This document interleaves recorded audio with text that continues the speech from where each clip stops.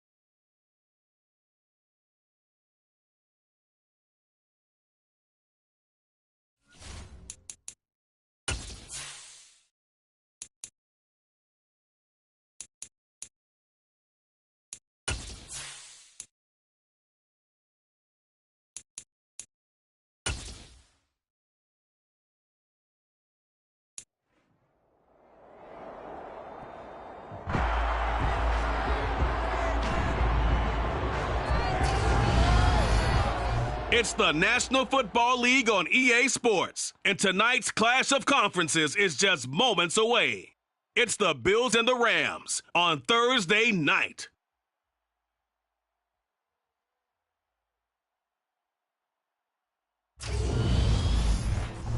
EA Sports coverage of the National Football League is on the air. Tonight, it's the Thursday opener for the new NFL season between the Buffalo Bills and the Los Angeles Rams.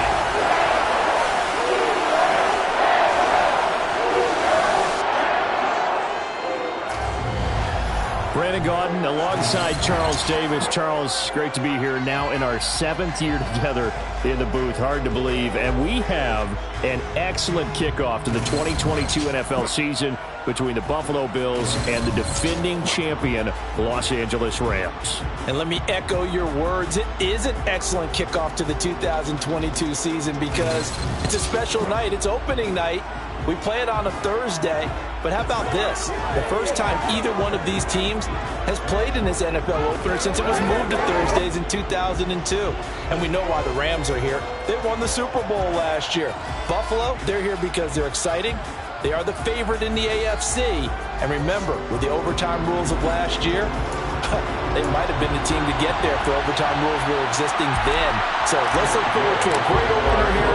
I'm excited. I know you are. Let's do this. With fall around the corner, football is back, America, and we're underway on EA Sports.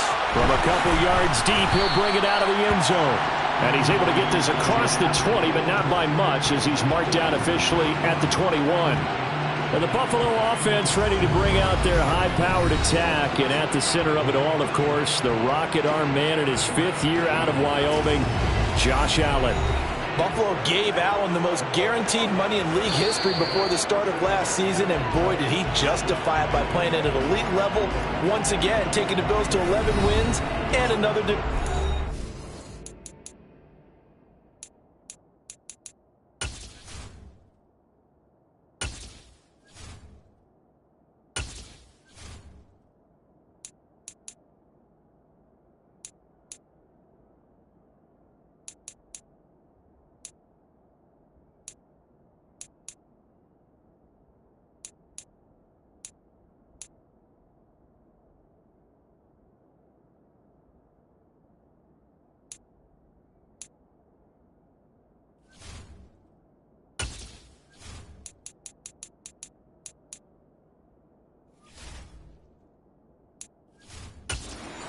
Along the way, He threw for over 4,400 yards again and ran for 760 with 42 total touchdowns for a top-5 offense. They were knocked down in overtime thriller against Kansas City in the playoffs, and they will be one of the favorites to win the AFC this season. A play fake to Singletary, and now it's Allen. That's caught by Gabriel Davis. And past the 40 before he's out of bounds. A good pickup there, 21 yards. Well, partner, that's the start that you want right there. And you know he spent the entire offseason throwing hundreds, I'd probably say thousands of passes, getting ready for that moment. The first throw of the new season. He's dreamed about it, thought about it, and now it's out of the way. Yeah, 1 for 1, a lot more to go. And they'll get him down on the other side of midfield. Well, the first drive here and the first time that we've called the big tight end's name, but I can assure you this, Charles, it won't be the last. No, it won't, because when he gets going, now it opens up opportunities on the perimeter because that'll draw the defense towards him in the middle of the field. Now your wide receivers will get involved as this game goes on. A good position to be in here, 2nd and inches.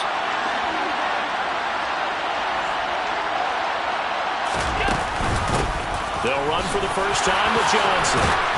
And good space to operate there as he takes this down inside the 35-yard line. 15 yards that time, and a Buffalo first. That's pretty much meat and potatoes right there, wasn't it? Just go right at him and let your big horse charge up the middle. Not too fancy there, was it? Nothing fancy at all, challenging that defense, and on that go-around, the offense won the challenge.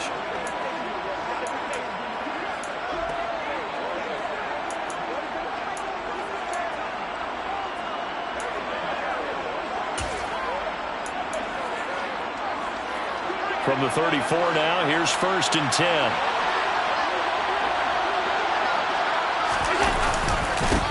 Devin Singletary with his first carry of the game. And he'll get this one down to about the 20-yard line.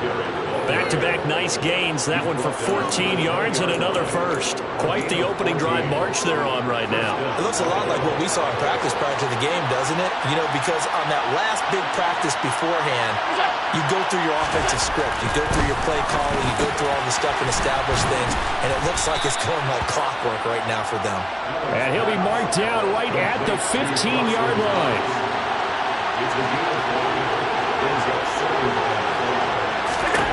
Looking to throw again on 2nd down. Allen, screenplay, Johnson. Touchdown, Bills! Duke Johnson, a 15-yard touchdown grab. And the Bills are on the board here first in the season opener. Extra point by Bass, up and good. And that makes the score 7-0. That drive goes 80 yards in 6 plays. And it ends in a Buffalo touchdown. After the touchdown, Bass to kick it away. And here comes a return from just beyond the goal line. And no chance to get away as they'll get him down at about the 17-yard line.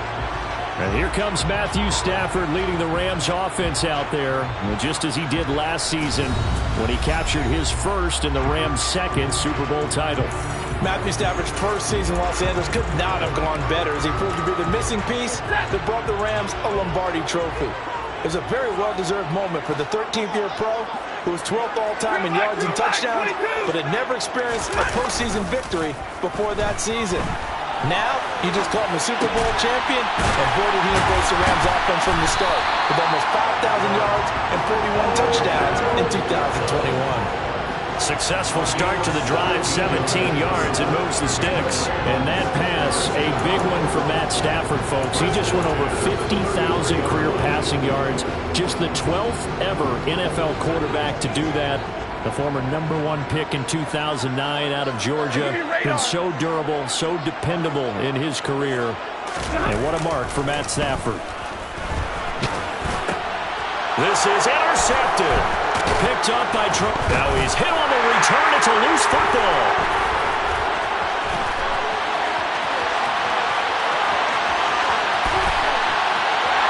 And he will score. Touchdown.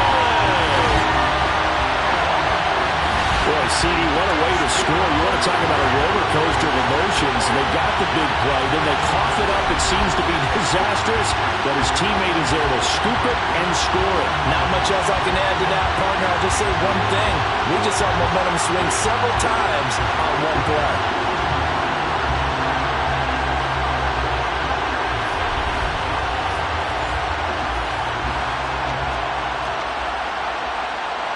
Matt Gay on for the extra point.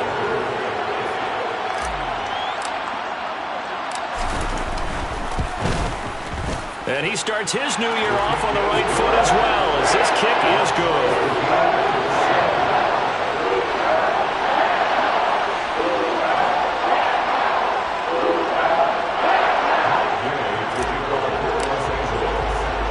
Each team's had it. Each team has scored. 7-7 here as the kick's away. From a yard or two deep, here comes a return. And that decision to bring it out ends up not being a good one. Costs him about 5 yards as he's tackled at the 20. So here come the Bills out for their second drive. They were successful last time finding the end zone on their opening drive of the season. And they'll get another shot here with a 1st and 10. Play action. Now it's Allen. Uncorks one for Davis. And that will be incomplete. Would have been a big hitter if they had connected. Instead, it's second down. They'll try again from the 20 on 2nd and 10. So they fake the handoff. Now Allen. Sliding out of the pocket. Nothing open downfield, so he'll throw it away. What a matchup here for our first game of 2022. The 103rd season in NFL history, and this is the first of 285 games on the schedule this year. Now, both of these teams certainly hope to be playing in that 285th game. That would be Super Bowl 57 in Arizona. The Rams were able to raise the Super Bowl 56 banner before the game. Of course, they beat Cincinnati on this very field back in February to win that Lombardi Trophy. And take it right on the 30. A 46-yard punt, 8 yards on the return. And the Rams will go on offense here with a 1st and 10. So the Rams coming back onto the field, their second drive of the game. They had the auspicious beginning to the season, a first drive turnover. Now they'll try again here, 1st and 10.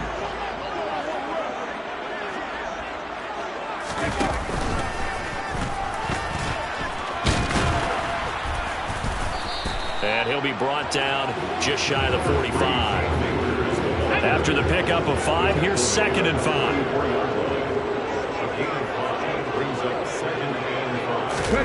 Oh, they're going to run a little pop pass here. 6 yards the pickup, and that's a 1st down.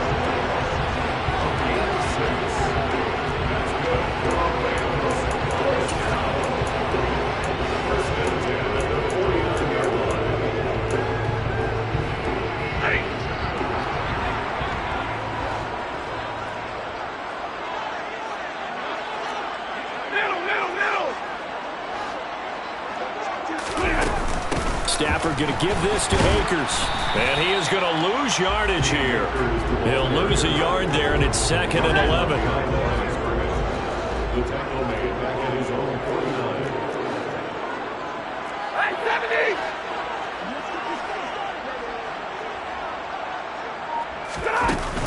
Going right back to Akers. And he'll take it across midfield and into Buffalo territory. After getting stuffed on 1st down, not much better there. 2-yard gain. Well done to sniff that out defensively. He had it diagnosed pretty quickly. I love that description because diagnosed is perfect on that one. Read his keys, made the play, and he couldn't even get going moving the football. Throwing on 3rd down, Stafford. He'll get this complete to Cooper Kupp.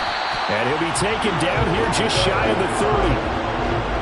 And that's how you shake off the interception he threw on the opening drive, come back and throw another strike and gain nice yardage. And I give credit to 2 people on this one. The man throwing the ball and the person calling the plays. They're not shutting him down early in this game. Now that play is blown up, losing yardage back at the 35. 7-7, our score after 1. The Rams with the football here to begin the second quarter. as they've got it with a 2nd and 14 upcoming.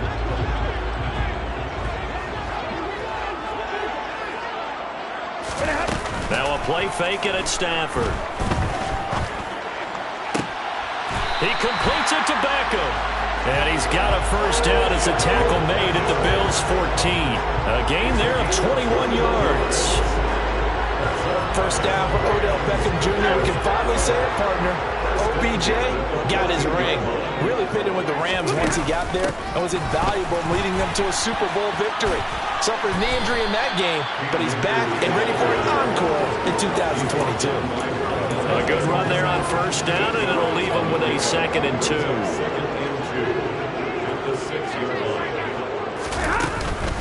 They'll go with Akers here up the middle. And he'll be brought down right on the edge of the goal line at about the 1-yard line. A 5-yard gain there makes it 1st and goal.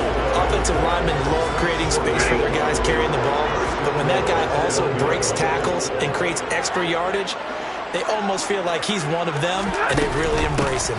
Akers will score. Touchdown, L.A. Solid blocking up front from the guys on the offensive line allowed him to get in for the touchdown. Yeah, some might say that the guys on the offensive line were in concert. I used to have a coach who called it marrying up, meaning when you get on a guy, you just stay right there. Each guy has his own assignment.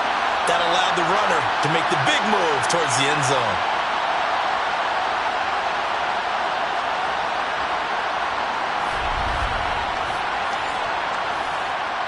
Here's Gay now to add the extra point. And he's got it. It's now a 14-7 ball game. A 10-play drive that time. And it was Cam Akers who capped it off with a touchdown. After the touchdown, it's Gay to kick this one away. From a couple yards deep, he'll bring it out of the end zone. And he will make it back to the 15, and that's it. Good coverage there by the kick team. Here's the Buffalo offense now as they get set to take over here. That 7-0 lead of theirs short-lived as they've now given up 2 straight touchdowns to fall behind by 7. Yeah, but no cause for discouragement here. Yeah, they've fallen behind, but haven't they proven that they can go down and score?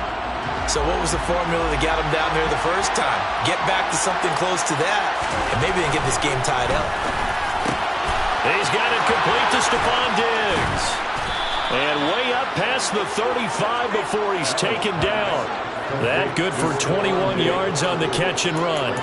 Oh, that was a nice job there. Quarterback and receiver reading the pressure that was brought. They both knew it was going to open up the middle of the field.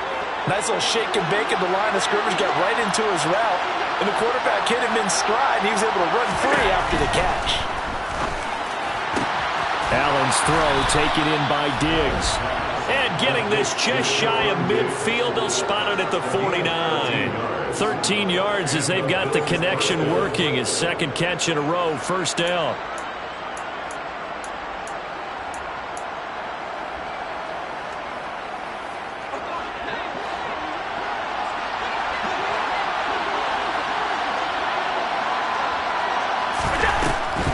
Off the draw, here's Johnson. Takes this to the 45. Got a little space after that nice move.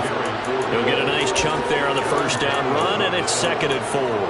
They've created a nice sustained drive off of plays like that. A nice strong run there that keeps them advancing the ball. From the 45 on 2nd down. Allen finding Knox there, complete. And he's going to be taken down right at the 40-yard line. Many different ways to create space, but on that play, he did it with that big, wide body of his. Didn't get a whole lot of yardage on the play, but it did what it was supposed to. Pick up a first down. And meanwhile, Allen's throw going to be caught by Davis. And he takes this just a few yards shy of the red zone before going out. The Bills' passing game getting them down the field. They've got another first down.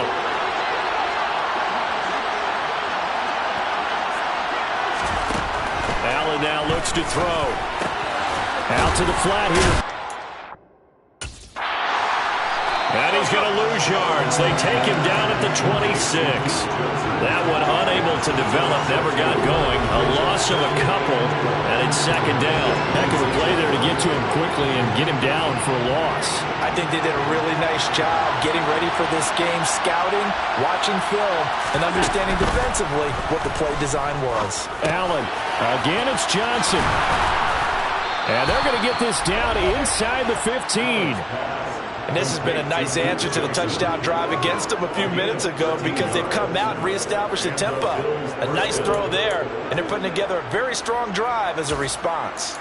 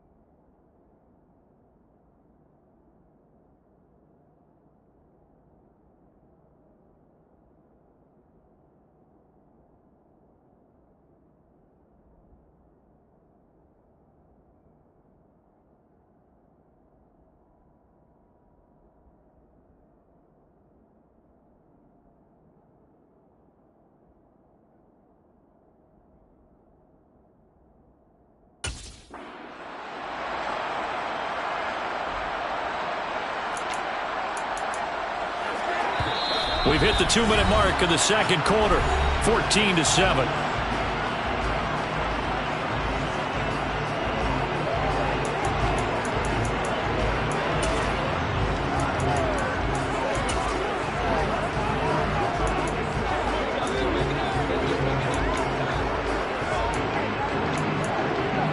Here's a 1st and 10 at the 14-yard line. Again, they'll throw with Allen. Now they set up the screen. That's complete. And he'll get it here to the 10-yard line. They'll get 4 there out of the screen, and it's 2nd down.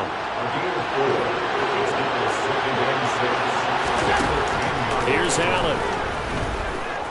And he can't find a receiver, and he's brought down. Multiple players combined for their team's first sack of the game.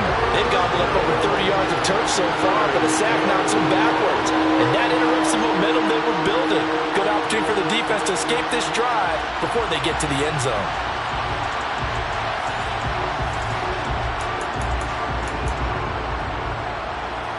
So after the sack, Allen and the Bills with work to do on 3rd and long. Looking to throw. Allen. Working the middle here. That's complete to Knox, the tight end. 14 yards is the pickup there, but it'll still lead to a 4th down. He wasn't the primary target, but I think it was almost like a check down situation, wasn't it? Yeah, hoping he can break some tackles, a big tight end, but he couldn't do it. Yeah, get into that big frame and hope he can scatter some bodies, unable to get it done.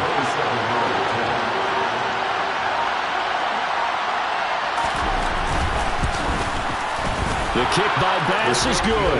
And they'll cut the lead back down to 4 now at 14-10. So they're able to end that drive with 3 points in this one-possession ball game. And ideally, you want to end every drive with points. Most quarterbacks would tell you, let's end it with a kick, right?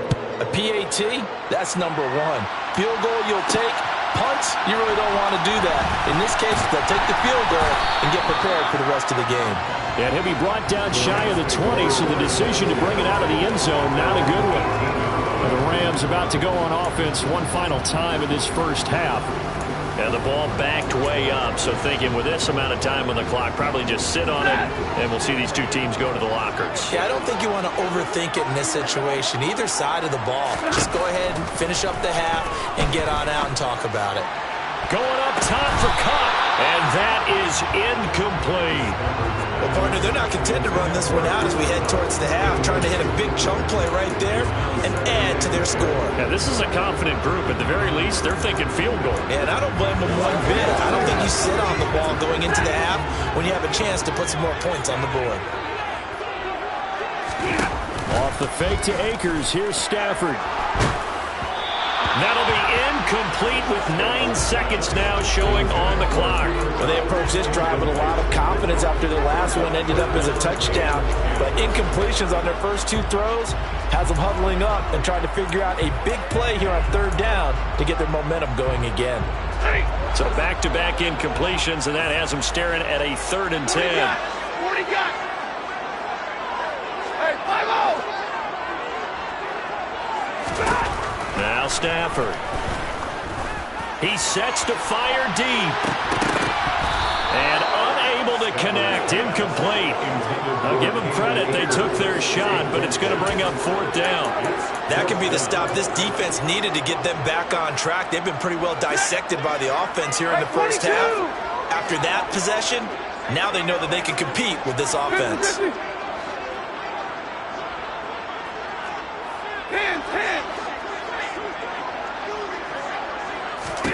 The final shot before the break. Stafford. He's going to take another shot here. The ball popped in the air and intercepted. Picked off by Jordan Poyer. And he will be brought down on what will be the final play of this first half. So we have reached halftime. All right, we will save the Week 1 highlights and apparently get right back to the action here in the 3rd.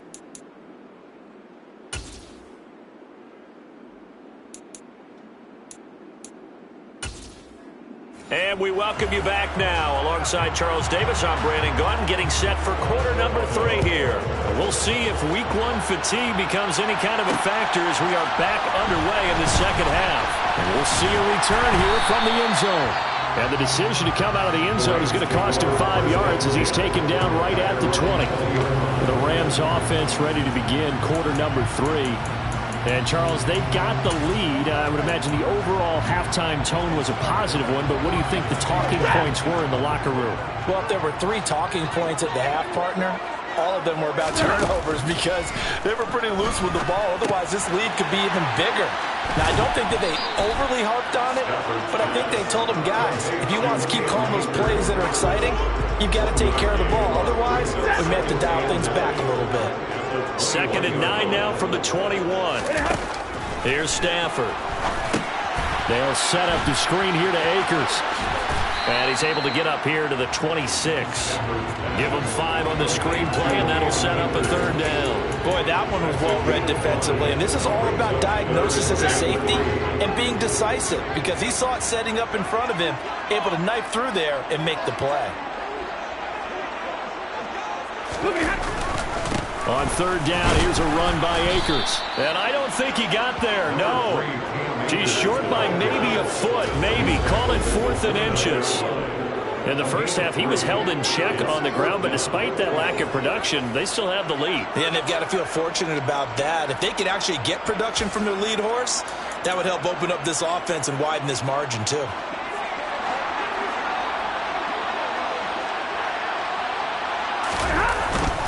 They'll run for it with Akers. And he's able to get it to the 31, and that's enough for the first. They only needed a few inches, but still some anxious moments there, but they do convert on 4th. The 4th down run successful. Now they look to pay it off on 1st down.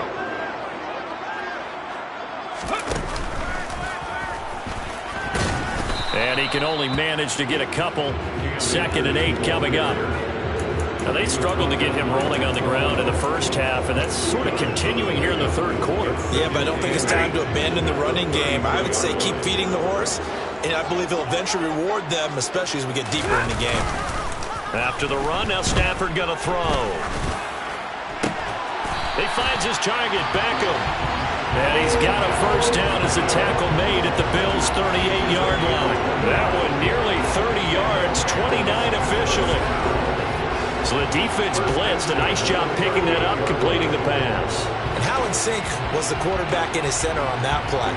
They saw the blitz, made the appropriate calls, got the line engaged because now they know there are going to be extra guys coming at the quarterback, so they got their assignments down pat and kept them away from him, and he's able to step up in the pocket and fire one now for a really good strike. They'll run on 1st down with Akers. And he's going to take this ahead for right around 3 yards, but no more than that. 2nd down.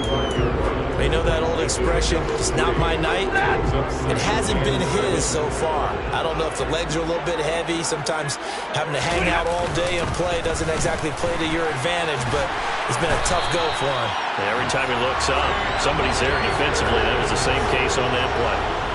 40 yards rushing for him now as he's run it 11 times. It looks to me like maybe there's a little attrition setting in with this drive. Because when you see that type of a run, I get the feeling the defense getting a little bit tired. And that's the last thing they need, especially when they look up at the scoreboard.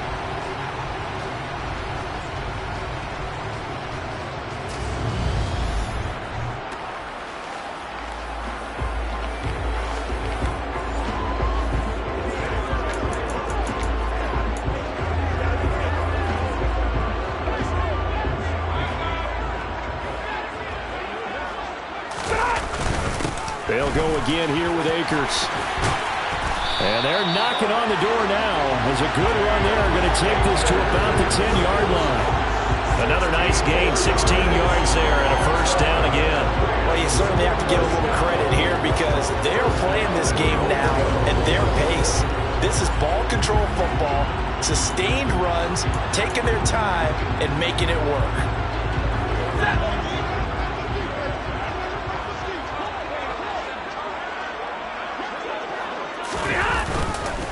They'll run here with Akers. And he's going to take this one in for a Rams touchdown.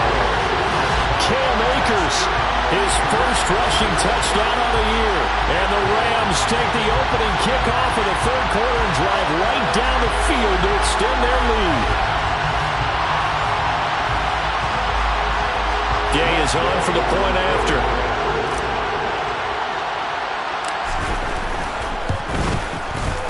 It's good, and it's 21-10. So that one a pretty time-consuming 10-play drive. And it was Cam Akers who capped it off with a touchdown. Following the touchdown, here's Gay to kick it away. And here comes a return from just beyond the goal line. And that decision to bring it out ends up not being a good one. Cost him about 5 yards as he's tackled at the 20. So here's the Bills offense now. They get ready for their first possession of the second half. They make their second half debut here, and things are looking a little bit tougher now. You give up the points there, Charles, that touchdown drive on the other side. So now it's a 2-score game here. Got to be careful. They certainly do, and I'm just wondering at halftime if those guys just looked into each other's eyes and realized what they've got to get done and come out a little bit more charged up, because if they don't get some kind of points here, that next drive, that can make this a free possession game. Operating from the 27 now. Here's 2nd and 3. Throwing now is Allen. It's Knox, the tight end, making the catch. His 5th catch tonight, and it's good for a first down. And the tight end is certainly a position built to move the chains because they can control space underneath. If they've got good hands, then, of course, they're a dynamic target. But one other thing is they're right in the sight lines of a quarterback on just about every play, and that makes it easier for the quarterback to pick him out and deliver. Found a little room there as he's up to about the 37. It's a 6-yard pickup, and it gets him to 2nd and 4. That's a really nice job by them picking up the run blitz and detecting it and blocking it and turning it into a nice run. And a lot of times you think if you blitz a running play, you're going to smother it. But a lot of the blitzers, they come in a little bit high. They don't have great leverage, and they're easily blocked and turned to the... He's got him in. Complete. A big play here for Buffalo. 58 yards. So there is the big arm of Josh Allen on display. He can throw it as deep as anybody, and that was an absolute laser. And that might be just what they needed to get back in this game. Sometimes you need a big play to shake things up, get a little life in your sideline, get everyone believing again, and they got it there in a big... He will find Diggs in the end zone. Touchdown, Buffalo. 4 yards on the touchdown grab. And the Bills are able to get a score back in the final stages of this third quarter. And they'll try to run it in with Singletary. And he will dive into the end zone, and the 2-point conversion is successful. 1 quarter remains here in this Thursday night matchup. We'll return with more after this break. You're watching the NFL on EA Sports. Back now here on EA Sports, where the fourth quarter will begin with a kickoff following the score on the final play of the third quarter. They'll elect to bring it out here from the end zone.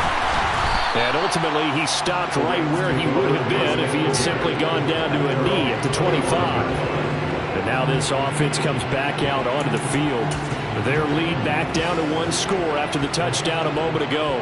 First down's a must on this drive as they start out here 1st and 10. A little jet sweep to start the drive. And he will lose yardage here back at the 23-yard line. A loss of 2 brings up 2nd and 12 at the 23-yard line. At the 23, it's 2nd and 12. Now it's Stafford. Got a man open. It's Tyler Higbee. They'll wind up getting 7 on the play, and it brings up 3rd and 5 now. They'll need 5 on this play to move the sticks.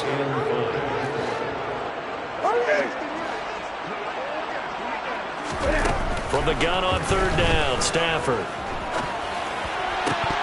And that is incomplete. Critical play in this football game, because if they pick up the first there, that clock keeps rolling. Has to be a little frustrating for them because they know that if they pick up a first down there and continue to eat away at the clock, really increases their chances of closing this one out. Now they're likely going to have to give the football up and sweat it out on the sideline. It'll be a 39-yard punt, no return. And the Bills will take over the football with a 1st and 10.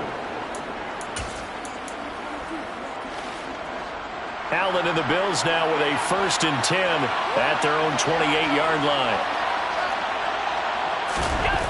Throwing to start the drive. Allen. And his throw is going to be incomplete. Had the right idea there, trying to throw it to the sideline, but he led him just a little bit too much, trying to get it out to his receiver. Ends up falling to the ground, incomplete. So now they'll come up on 2nd and 10, once again from the 28.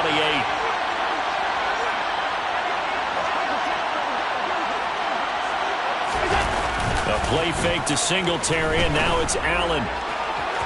Looking right sideline, but it's incomplete. They have to like what they've done defensively here at the outset of this drive. They forced a couple of incomplete passes, bring up a 3rd and 10. Don't be surprised to bring a little pressure on this snap. And he's caught on the sideline, but he's not going to have a 1st down. They say he was out of bounds. So a big call there that brings up 4th. So they're forced to punt on 4th as this one's away. This is taken at the 23.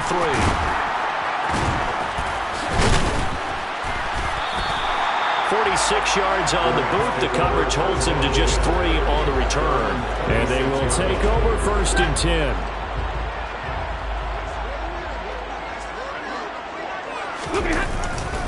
On 1st down, they'll start out with Akers. They find some open field here.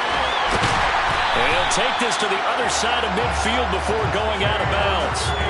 94 yards on the ground for him now as he has gotten better, really, as the night's gone on. No doubt those are the types of carries they're looking for here, Charles. The lead in the 4th quarter. This is when coaches that have a reliable running game, they breathe a little easier on the sideline. Yeah, they love the idea that they can take the air out of the football at this point of the game. That means they're really counting on that offensive line, counting on the runners, taking care of the football. Because you're going to tell your quarterback, hey, no time to be a hero. We're not going to throw it here. Just eat up that clock. And if you have the ball, they can't score. And trying to push forward, but he is going to be stuffed up in the backfield. Officially, it's a 1-yard. And 11.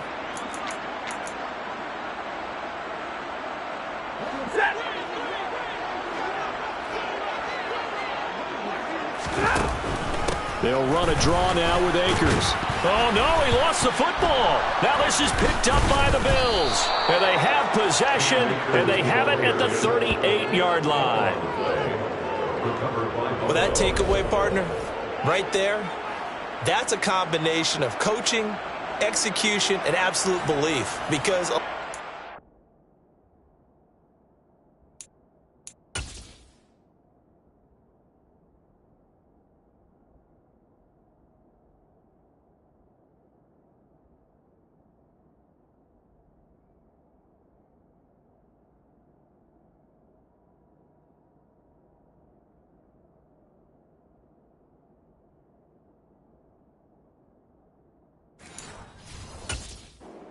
scoreboard and go, this thing's pretty well done. But they still thought to themselves, if we could make a play, we give our teammates a chance to win it. And that's exactly what they did. The Bills come to the line to start their next drive. On 1st down, they'll start out with Singletary. And he'll muscle his way up to the 43 for a pickup of right around 5. And there we saw one of the downsides of blitzing during a rundown, because sometimes you get out of your gaps. You don't fit the run quite as well because you're headed towards the ball carrier with abandon. Right back to Singletary on 2nd down. And he's dropped just before the line to gain. 4-yard pickup leaves him with 3rd and 1. Now, if you're a football guy, that's a pretty run because everyone is in sync right there. Obviously, the guy carrying the ball, but how about the people up front? Leverage, athleticism, they created some nice space for him. Allen looks to throw on 3rd and 1. Being chased out left. And he's going to be marked down just inside the 35. If they get a game-changing score on this drive, it's going to be because of plays like that. That run was pure heart. Took it himself, found a way to reset the downs, and advance the ball. Here's Allen on 1st and 10. And it's intercepted at the goal line. picked off by Jalen Ramsey. And the Rams are going to get the football here as the ball will come out to the 20. I think this one went awry very simply because he overestimated his arm strength and his ability to fit it anywhere he wants to. A lot of quarterbacks do that and often pay the price. Here's a Los Angeles offense as they get set to take possession. Another important fourth quarter series coming up. That last INT helping to maintain their slim advantage.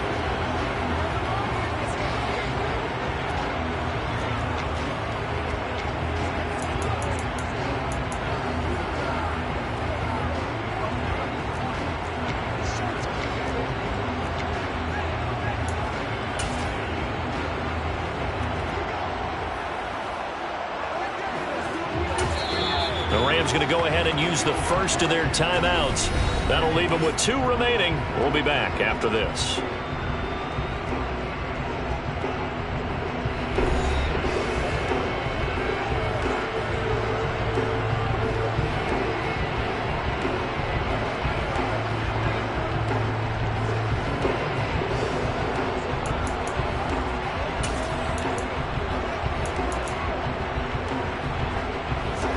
Stafford and the Rams come up 1st and 10 at their own 20-yard line. After the interception, here's Stafford. He's going to fire one deep over the middle. And it's knocked away and incomplete. One thing that offensive guys stress when they throw the deep ball, you're just counting on your receiver to find it, adjust before the defensive back can get his head around. In this case, though, the DB matched it move for move and knocked it away. Here's a pass swung out left to his running back. And he goes nowhere. He'll lose yardage back at the 17. They'll wind up losing 3 here on the play. And it'll be a 3rd and about 13. Well, Brandon, we could see that play developing, and they were hoping that he was going to be able to put a move on the first guy and turn it into a big play. But no such luck. The speed on defense continues to get better and better in the NFL. Pretty nice example there. Those guys being able to run from their assignments and finish off that play. A big play there as they get the conversion on 3rd and 13. So it's Rams football here as we get you reset. They've got a 1st and 10 as they look to try and finish this one off. Not totally home free yet, but it's looking good as they come up 1st and 10. A give up the middle to Akers. Looking for an opening, not much there. He'll get it to the 39.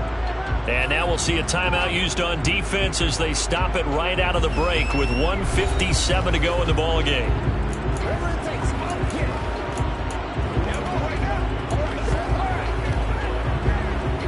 So 2nd and 9, and you'd have to figure just about all 11 probably crashing the line here. They'll run out of the gun with Akers. And he's going to have to protect the football and take his lumps here at this stage of the game as they stop him behind the line.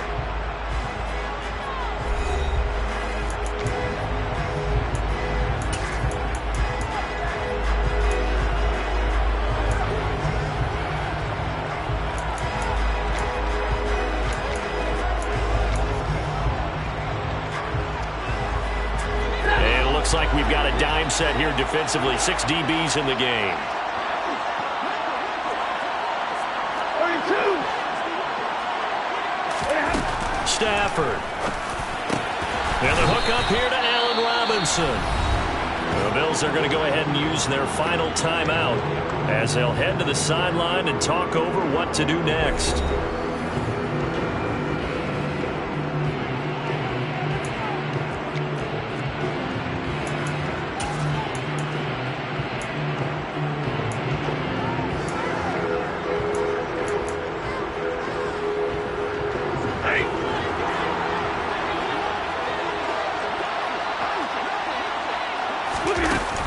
On 4th down, they'll try and run for it. That one a backbreaker as they wind up converting there on 4th. They only needed about 4 or 5 inches there. Relied on the big guys up front and got it done. Yeah, this is time to just go ahead and hit it straight ahead. No juking, right? No movement in the backfield. take the ball, and go. As I heard a coach tell a player a long time ago, save your dancing for the club, son. Just get up into that line of scrimmage.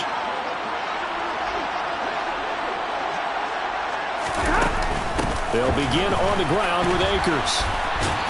And he'll take it across midfield and into Buffalo territory. Holding offense.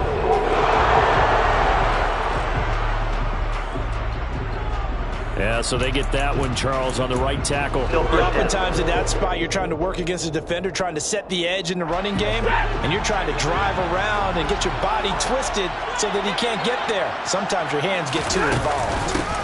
From the shotgun, here's a give to Akers. And that play went nowhere. Losing yardage. It'll be back at the 36. Gregory Rousseau works his way in for the stop and the loss. I guess the simple question, why not just take a knee there? I don't understand either why you would take any sort of a chance. We've seen it happen in the game of football. Doesn't matter whether you've watched high school, college, or the NFL. Some people get a little greedy, try to get that extra running play in, and it can backfire on them. Stafford down to a knee, and with it, he's going to ensure his guys a victory. And just how they envisioned the start of the season, kneeling it down, defense can't stop the clock. This one's a winner. You know what's really strange? I think a lot of people think that the kneel-down practice stuff really only happens like one time a week. The best teams I know, they practice starting back in OTAs. They want them to visualize winning a game and how great that feels, and they got it done in this one. Yep, a knee gets them to 1-0.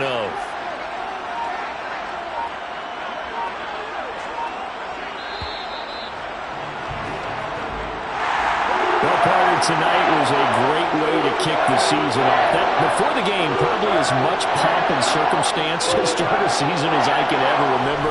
And this is just game one of many to come sitting next to you. Really looking forward to it. As am I. Great to be back in booth with you for another season. Great to get this year underway. You and I both know interesting is going to be the word. An extra week now as part of that newer 17-game season. What a fun opener tonight. We know the better games are still on their way, but I'm glad that we got started. So for L.A., it wasn't always pretty, but they do eke out the Week 1 victory here by a field goal. And they'll get the weekend off now as they get a little extra time to prepare to face the Atlanta Falcons. Meanwhile, for Buffalo, they go down to defeat here in the opener. And they'll be at home next week for a date with the Tennessee Titans.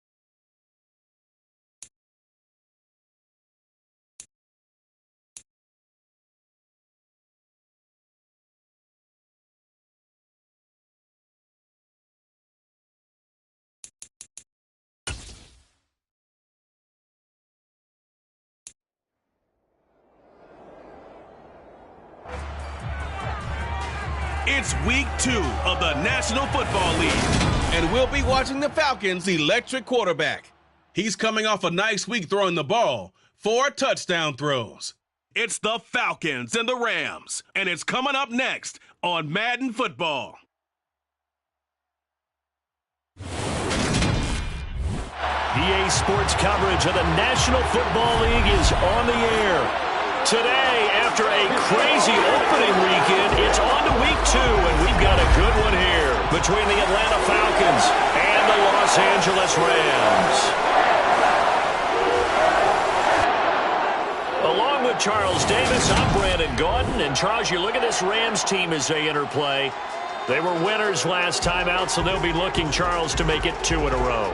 And what I enjoyed when I watched their game tape and their victory last week is they put it together in every phase. Good offense, good defense, and some key plays on special teams. Let's see if they can get that second win in a row.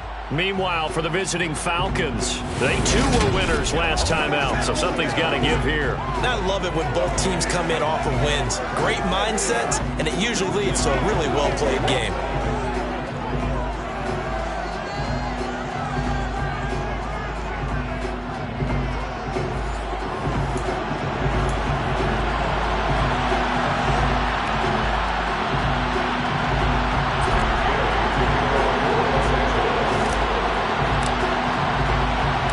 Teams here, each off to 1-0 starts as this one is underway on EA Sports.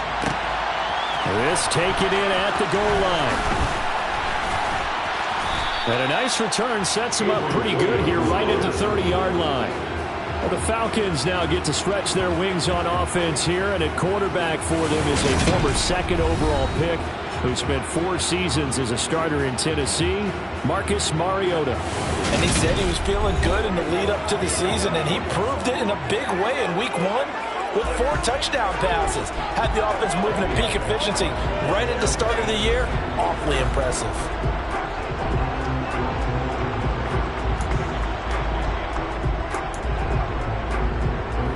So 1st and 10 now from the 30. To throw quickly, here's Mariota. That one complete to the former Seminole, Auden Tate. And they get him down, but not before he takes it across the 40-yard line. Just like that, it's a gain of 12 and a first down on their first play. Well, that certainly has to feel good. It's not all the time that the play caller should get all the credit. Sometimes I think in the huddle, the quarterback just says, hey, who's going to make a play for me? I just need something right here. And the end result there, nice first down. Drive keeps moving.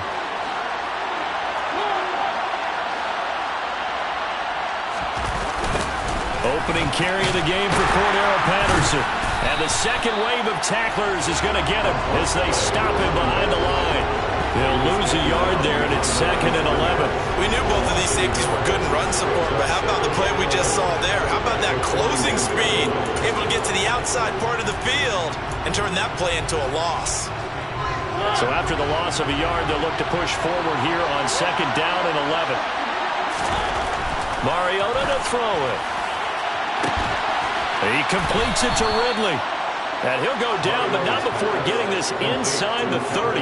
The previous play, they barely got back to the line of scrimmage. Now they pick up over 30 yards. Things are looking pretty darn good on this first drive, aren't they? Came right out, set the tone, this time with a big pass play. And if the peek behind the curtain that they gave us or their game plan, I don't think that's going to be the last one we see. I think you're exactly right about that. And he'll be marked out at about the 26-yard line. The numbers for him from a week ago, 17 carries, 93 yards, and a score. As a good start to the season, they got the win, and they were able to establish a good running game. Nothing that just blew people away, but a nice solid base to get things started, and they expect that to get tuned up and get better as the season moves on. 2nd and 9. Throwing is Mariota. Got a man, it's Patterson complete. It's a loss of a yard, so it's back to 3rd and 10. And they're getting him involved early. You feel like they saw something on tape or they just have a sense with him because he's had a good week of practice or something in that area that they want him involved. Just as you said, they want him to touch it either in the running game or the passing game, but they must like the matchups they're getting. Another completion right back to Patterson. And that's not nearly going to be enough. Stopped at the 22, and he needed plenty more. He did his best to just get 4 out of that, but not enough. And now 4th down. We can make this one pretty simple.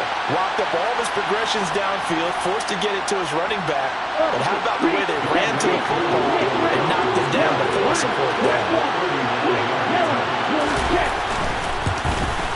Koo knocks this one through the post, and the Falcons are out to a 3-0 advantage. I think we can safely say they came out to be aggressive on the opening series, Charles. They didn't run the ball once. All that passing, it does get them the 3-0 lead. I think what we saw there, partner, was a true definition of football balance, which means doing what you want to when you want to on offense. And in this case, it was throwing the football. They may mix in running the football a little bit more as this game goes on. But this opening drive, while it stalled out, it still gave them 3 points. Here comes the Los Angeles offense, and the man in charge of it in his 2nd season with the team, 14th overall in what's been an impressive career, Matthew Stafford. And he certainly had his share of struggles in the opener, threw a couple of ill-timed interceptions in the game. So that was something that was harped upon all week in practice. Because if he's going to help this team be a winning one, he can't give the football away like he did last week.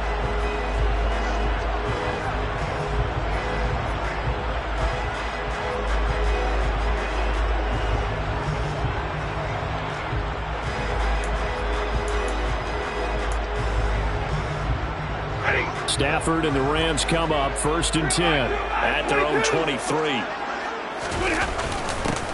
They'll start this drive out on the ground. And not much there. Maybe a yard up to the 24. A look there at his numbers on the ground a week ago. Pretty good as he found himself in the end zone on 2 separate occasions. And those are the most important numbers because no matter what you pile up prior to the goal line, getting in is all that matters. Putting those numbers up on the board, and they love them when they're 6s.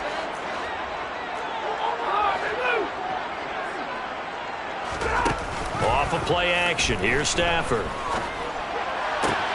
And that one complete downfield to Cup. Touchdown, LA! Cooper Kupp, his 2nd touchdown on the season. And the Rams have answered that early field goal to take a 1st quarter lead. Good start to the season for him. He had the touchdown last week in the opener and a 2nd one in week 2 now. How about the pace he's already established, right? Not sure he can keep it up for an entire season, but don't burst the bubble because he thinks that he can. Do guys go into a season with a goal for touchdown scored or yardage? What do you think? I think every single one of the guys who's going to touch the football, they all have those types of goals. They all have those types of thoughts. And then they just have to see how the season unfolds if they can stay with it. Unfolding so far so good for him. Pretty clean and simple there. Just 2 plays. The long pass resulting in the touchdown on play number 2. After the touchdown, it's Gay to kick this one away. And Williams going to sit on this one. It'll be a touchback. So for the 2nd time in this one, we get set to see the Falcons offense. And after the field goal last time, we'll see what they can get here. And at least they got points out of the last drive, Charles. I never met an offensive coach that didn't want to drive to end with a kick. Most of them want to end with a PAT, right? In this case, a field goal, they'll take it way better than the alternative, which is a punt. Yeah, but you met fan bases that wanted that. They weren't happy with that field goal. I haven't met a fan base yet that wants to drive to end with a kick, other than the extra point. That's it. They may want to go back to that one. First play of the drive, good for 15 and a 1st down. But one of the ways that quarterbacks keep all the receivers alive in a play, never lock in on any one guy. Make sure you keep your eyes moving, scan the field. And here he finds the open guy for a nice pickup. An opening there on that 1st down run as he gets this forward for about 8 or 9. That looks to be 8 officially, so 2nd and 2. This defense for the Rams, terrific last week in the season-opening victory. It was a little bit enlightening talking with the defensive coordinator about their performance last week because the feeling was that it was a good, solid performance. They did what they needed to do to get the job done and get the win, but definitely a few lapses that they're looking to correct. A second down pass play there, but it's incomplete. Well, they've got man coverage on the outside, and my scouting report on these DBs tells me that they love to take matters in their own hands.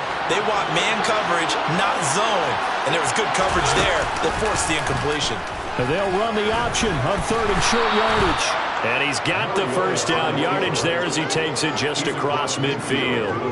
They're able to convert with a gain of 4. So that was all you're looking for on a play like that. Get the first down and keep the drive moving. Yeah, it just looked to me like he just said to himself, I've got this. I'll take it. I'll pick it up, and let's keep moving. Get the first down. And the Rams got him. They bring him down. Aaron Donald, that is one he will remember. It's sack number 85 of his great career, moving him past Hall of Famer Howie Long on the all-time list. There's a lot of discussion in the offseason about him having a big year and getting to the quarterback. They held him without a sack in week 1, but how about here? Finally gets his first one of the season. In the offseason, said he changed his diet, leaner, feels so good this year. Excited to see what type of a season he can have. Now he is going to be stopped cold behind the line of scrimmage. 1 yard is the loss. They back up even further to a 3rd and 15. That was well played there defensively. 2 tight ends in the formation, which essentially gave them 7 blockers up front. Hard to imagine with all that size and beef that they could let a tackle through. But that's exactly what happened. A loss resulted. Mariota. And complete to Drake London. And this is going to be another first down as the tackle's going to be made at the Rams' 34-yard line. Boy, a nice play there as they wind up converting on 3rd and 15. After one, 7-3 the score on EA Sports. Second quarter now, Falcon football, as they've got it with a 1st and 10.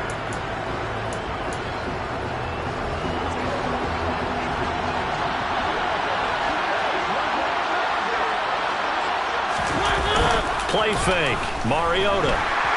Under a heavy rush, and down he goes. The corner blitz gets there as he goes down for a loss of 7. Just not much a quarterback can do there, CD. The pressure was in his face almost instantaneously. Led to a very quick sack. Yeah, that's when we turn to your lineman and say, guys, can I get a little help here?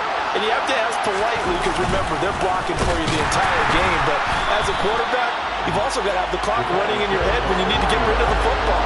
But this time, he had no chance. They were on him instantly. As we check the next-gen stats, you'll see he had precious little time to do anything with the football there. The Falcons on 3rd down. They've been okay, 2 for 3 thus far. This will be 3rd and 19. To throw is Mariota.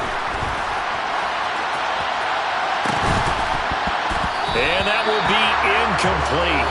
Well, they weren't scared to let it fly, but it falls to the ground and brings up 4th down. The offense schemed going 5 wide, trying to create a chance for the big shot, and they took it. If he comes down with that one, that's a huge offensive swing. But credit the defense with a nice play, knocking that one away.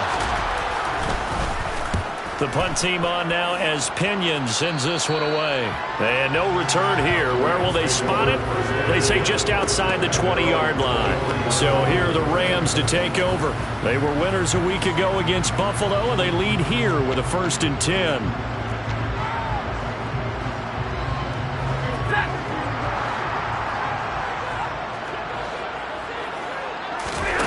Stafford now to throw. That's into the hands of Akers, complete. And he goes nowhere. He'll lose yardage back at the 17. A completion, yes, but certainly not what they wanted. A loss of a full 6 yards. Well, that wasn't exactly a work of art, was it? No, that wasn't a thing of beauty. This is why I don't play in points per reception fantasy leagues. Is that what they call receiver PPR? Still gets a point there. Yeah. And you went that far back. No bueno. Well, I'll tell you what. I wish I had their defense on my fantasy game.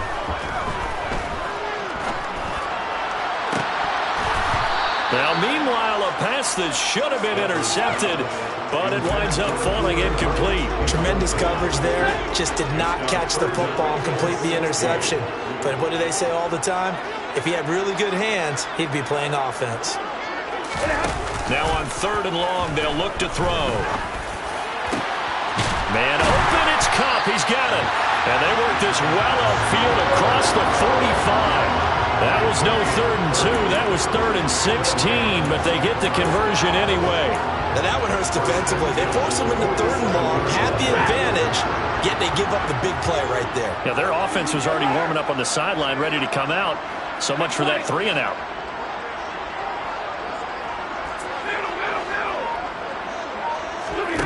Stafford looks to throw again. He'll throw complete to Cam Akers. And he'll go down, but not before getting this inside the 30. 25 yards that time. And they'll use him out in the backfield, and sometimes quite a bit. They're just trying to get him touches any way they can. 4 catches a week ago. There's another one right there. Working with the lead, trying to get to 2-0. Here's 1st and 10.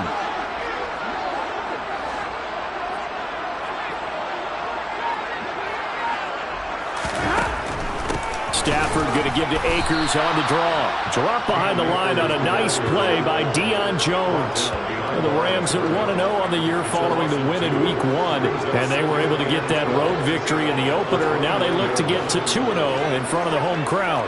And look, any road win in the NFL, that's huge. But when you do it Week 1, that gets you pointed in the right direction and sends notice to the rest of the league that you mean business. They try to throw on 2nd down, but this one is incomplete. As his old brain remembers, when I see 5 wide receivers on the field as a defender, I know the ball's coming out high. They expected it and got there and popped it free.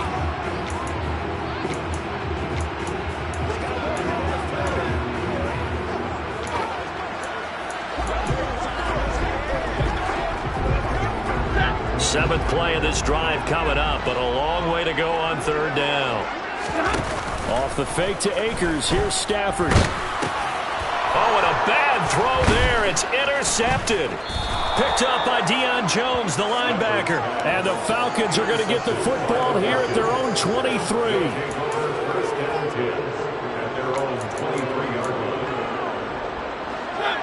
About set to begin their next drive. The Falcons offense at the line. As we eat closer and closer to intermission, Charles, remember last time out they punted. They would love to get points here, especially if this is going to be their final possession in the first half. Yeah, and this is what close games feel like because the pressure is on both sides, but sometimes the pressure is a little bit higher on the team with the slight edge because they're trying to hold on to that, trying to increase it. Let's see how this one continues. That burst good for 20 and a first down.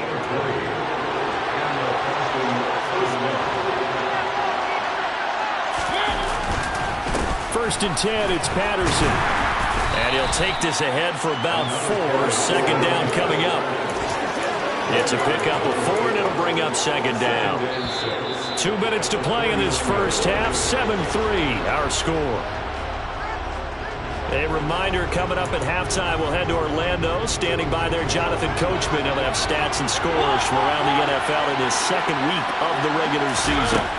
They'll try to throw now. Mariota. That's caught left side to tight end Pitts. And they're able to work this across midfield to the 48. This is caught by Tate. And this is going to be another first down as the tackle's going to be made at the Rams' 22-yard line. A good pickup there, 26 yards. This offense finding its legs now. Here's another 1st and 10. Mariota. Into the hands of London. And they've got this down to about the 12-yard line.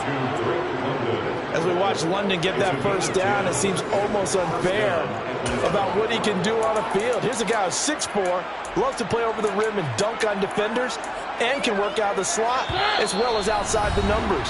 That's a big reason why he went 8th overall as the first receiver taken in a loaded class. From down at the 12, it's 1st and 10. Throwing, Mariota.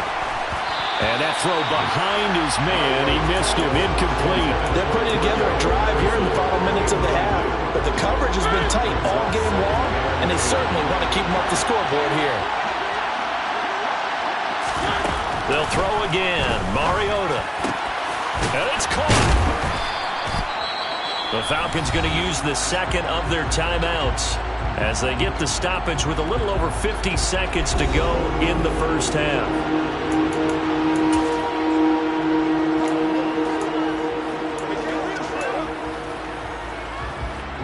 Ninth play coming up here on this drive. This is 3rd and a yard. Algier will try to pick it up. Boy, no chance as he was met and dropped behind the line there. A loss of a yard, and it brings up 4th. That's a really alert defense there because they saw the heavy look come in from the offense, countered it with extra linebackers who brought a little bit of speed and heft, and able to really make a big-time play for their defense. On 4th down, Mariota is off, and on comes Atlanta's Younghoe Koo. And with the play clock winding down, we're going to get a timeout as they stop it with 16 seconds to go in half number 1. 4th down, and the attention turns to Falcon kicker Younghoe Koo. From the right hash here, should be an easy one. Koo knocks this one through the post. So a long drive gets him down inside the 5, but ultimately they settle for just the field goal. And I have to think that if maybe they were a yard closer, that would have made their decision tougher, and I think they likely would have gone for it. But in this situation, they just decided to take the 3, and I think it was a smart move. And the tackle going to be made right there at the 25-yard line.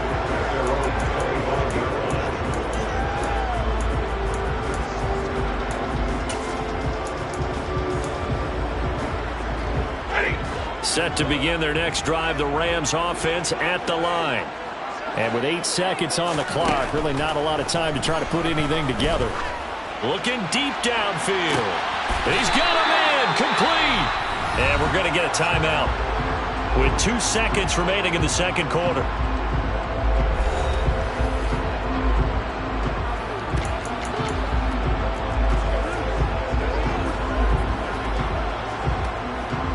So with 2 ticks left here in the half, on is the field goal unit. On the left hash, officially it's called a 51-yard attempt.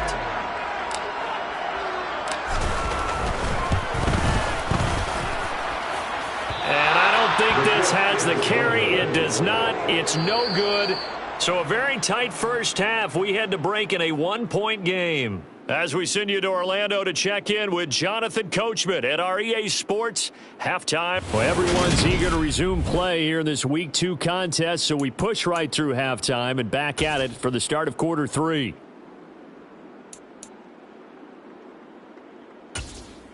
Welcome back. Charles and I settled into the booth ready for quarter number 3. The Rams going to get the football first here, and they look to build on their lead as the second half gets started. Taken in at the 3. And he'll go down as this drive will start at the 25-yard line. Week 2 underway around the NFL, and a reminder that later tonight it'll be Chicago and Green Bay in the Packers home opener, the 101st season of that great rivalry. They had the 100th anniversary last year. And then tomorrow night, a treat, a Monday night doubleheader. Tennessee and Buffalo, 7:15 Eastern. And then Minnesota and Philly kicking off a little over an hour later. A.J. Terrell coming up to make the play. 2nd and 6, just inside the 30.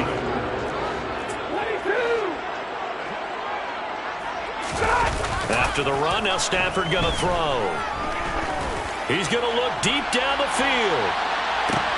And at the 7-yard line, the catch is made. A big play there for L.A. 64 yards. Well, he's been doing this for more than a decade now, showing that he's still got that arm strength from back when he was the #1 overall pick. And he made that look effortless, didn't he? I mean, he's had a great game throwing the football. This is going to add to his yardage total in a big way. It's one thing to be accurate on your short and intermediate throws, but when you're hitting the bombs like those, look out.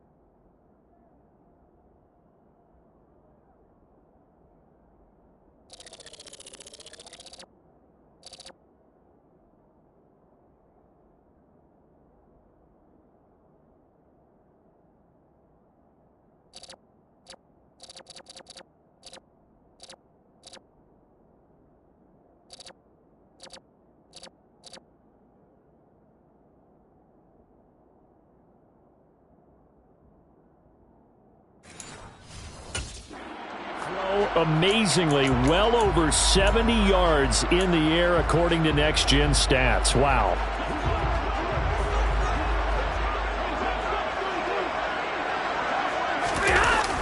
Now a toss running left, Akers. Looking for a cutback lane, but nothing there as he's met at the line of scrimmage. They'll say no gain on the play, and it'll be 2nd and goal. Leads to 2nd and goal at the Falcons 7-yard line. Again, it'll be Akers. And that'll move him a little closer as he takes it from the 7 down to the 4-yard line. They've been denied touchdowns in the red zone twice already. Here comes 3rd and goal.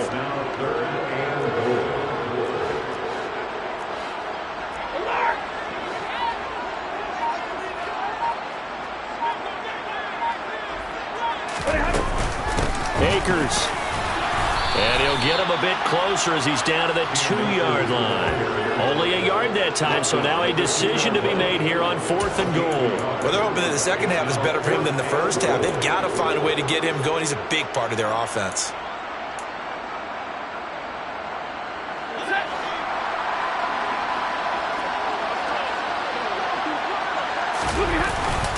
They'll run for it with Akers. And nowhere to go. He's going to be stopped behind the line. The run is turned away on 4th and goal from the 2. And the Falcons able to muster together a goal line stand.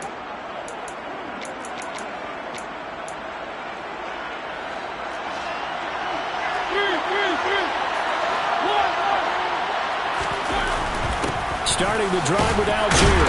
And he'll manage to pick up about 4 at 2nd down. And that's frustrating for a defense because they've got them pinned down deep. And on the first play, they gave up a run that keeps an offense on schedule. Yeah, because 3 to 4 yards, that's all you're looking for right there, right? That's absolutely perfect, really, as a play call. You get 3 to 4 yards on first down. That's what they talk about us all the time, about being ahead of the chains or on target, ahead of schedule. They were after that run.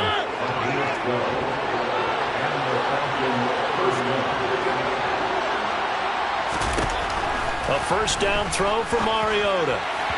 On the throw, led him too much that time. It's incomplete. They don't get the hook up there, but you really have to marvel at how precise he's been throwing the football these last couple weeks. Oh, that's the perfect word for it, precise, because if you're at 70% or better 2 weeks in a row, you have a job as long as you want one in this league, won't you? I mean, let's face it, it's not just West Coast offense either. He's putting the ball downfield as well. Mariota's throw pulled in by Tate. They get 7 out of that, so they're left with a 3rd and 3.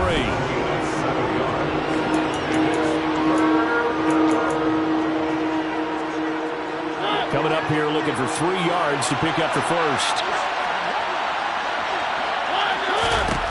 3rd and short yardage. Mariota steps away to his left. And they get him down, but not before he takes it across the 40-yard line. Mariota had an 87-yard run as a rookie. This one a bit less, but it is a first down.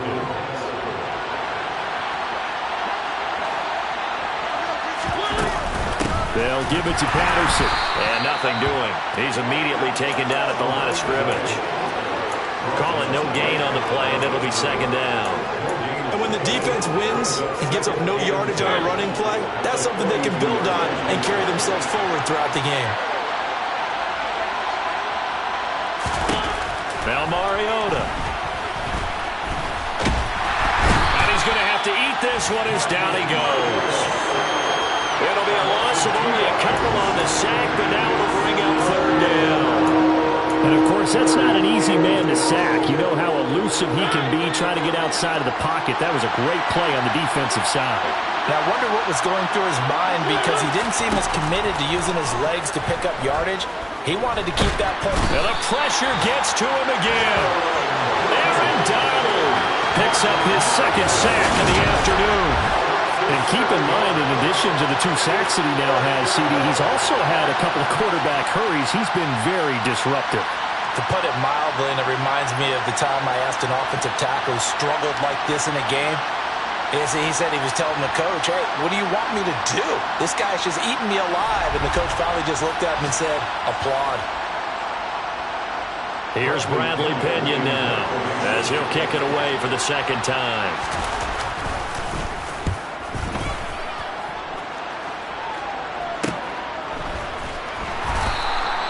.42 yards on the punt, just 2 on the return. And it will be 1st and 10 as they take over.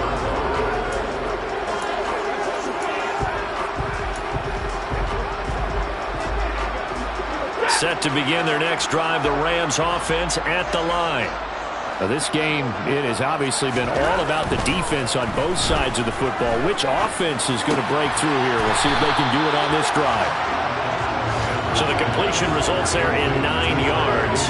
And that'll give them a short yardage situation here for second down.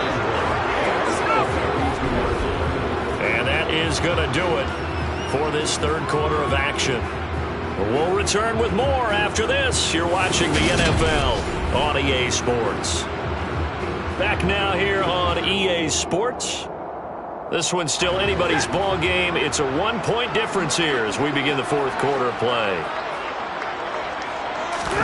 Now a play fake and it's Stafford.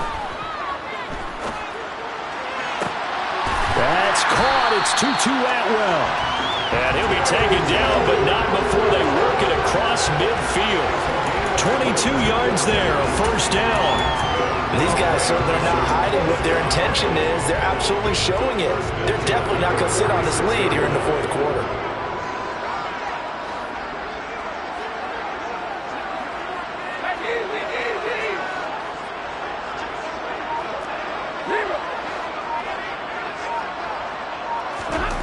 Now a first down throw. Stafford.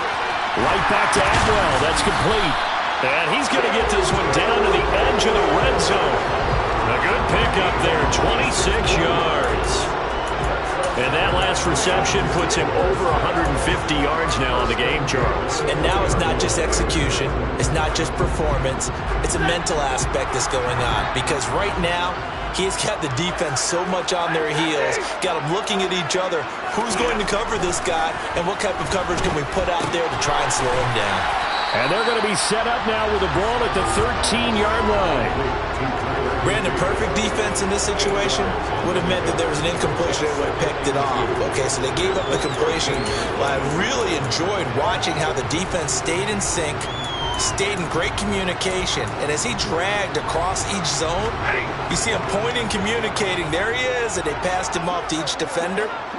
Ended up making a nice play, even though it was complete. Here's a run with Akers on second down. And he's swallowed up right near the line of scrimmage. He got maybe a half yard at most, but officially they'll be left with a 3rd and 2. Now, obviously, that's some good work there defensively, being able to stop them and bringing up a key 3rd down. But if you're on the offensive side of the ball, there's an opportunity, because I know what defensive guys are thinking right now. Just stop them, get to the ball. That means they might not be sound defensively. There could be some opportunities. And you said key 3rd down. Highlight that word. Put it in bold. Here we go. The Rams going to go ahead and use the first of their timeouts. It's just their first. They'll be down to 2 remaining as we step aside here in the fourth quarter.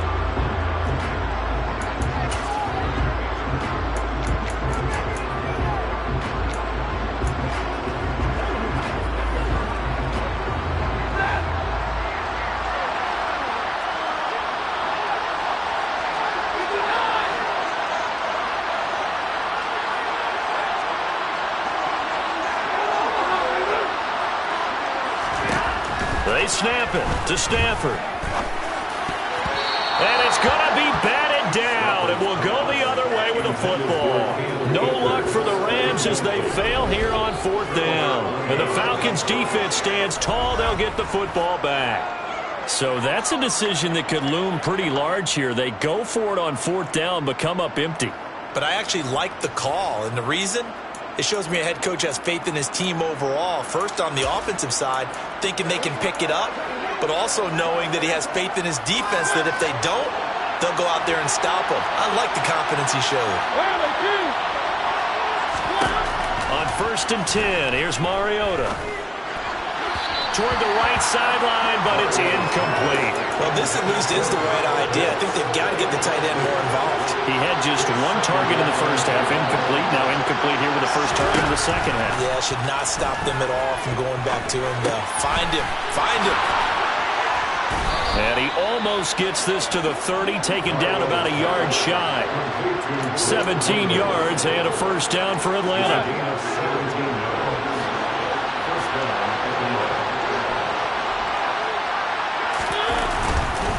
Straight ahead, Patterson. And he'll take this ahead for about 4. Second down coming up. Well, the end of all that hitting and hollering, it was a 4-yard run, so the offense is going to go back there and feel pretty good about themselves. Defensively, you have to feel okay because you didn't let it turn into a bigger run, but the goal, shut it down for 2 yards or less. That's when you start to feel good about yourselves. On second down, a run with Patterson. 42 yards rushing for him now to this point. And that looked like some pretty easy yardage there right up the gut. And he's a guy that has some height to him, so when you don't have to drop a shoulder or create or get through contact or trash. And hit behind the line. He lost the football. It's loose. And now the Rams have got it, going the other way. And they are going to score on the fumble return. Touchdown, LA. We know this defense has some playmakers. We saw it right there. Well, really, we've seen it the whole game. Isn't it nice to see that on the opposite side of the ball? Respect, my man, respect. The defensive guys are outscoring their opposing offense. Yeah, they're outscoring him indeed with that score alone. Extra point by Gay is up and good. And that will ensure that it will take a touchdown and a 2-point conversion to tie it.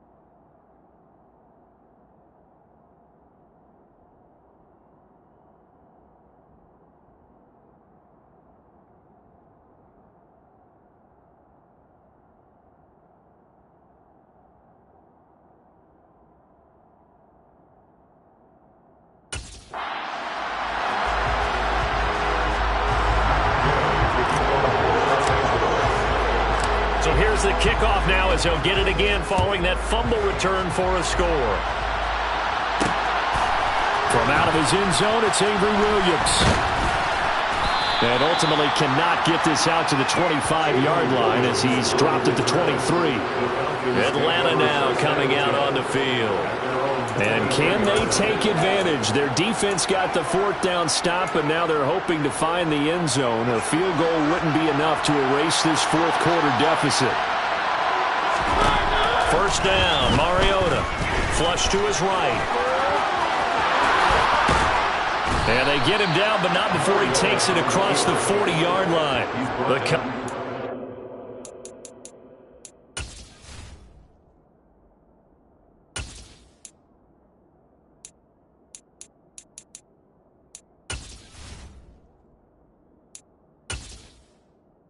Entering settings screen, you have 20 options. Menu narration option is set to off is selected.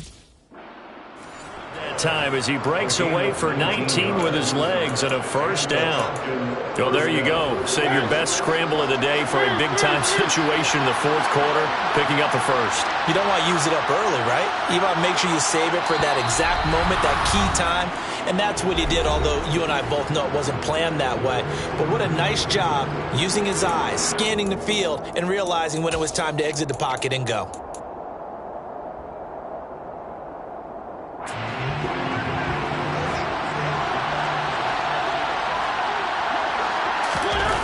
Mariota on first down.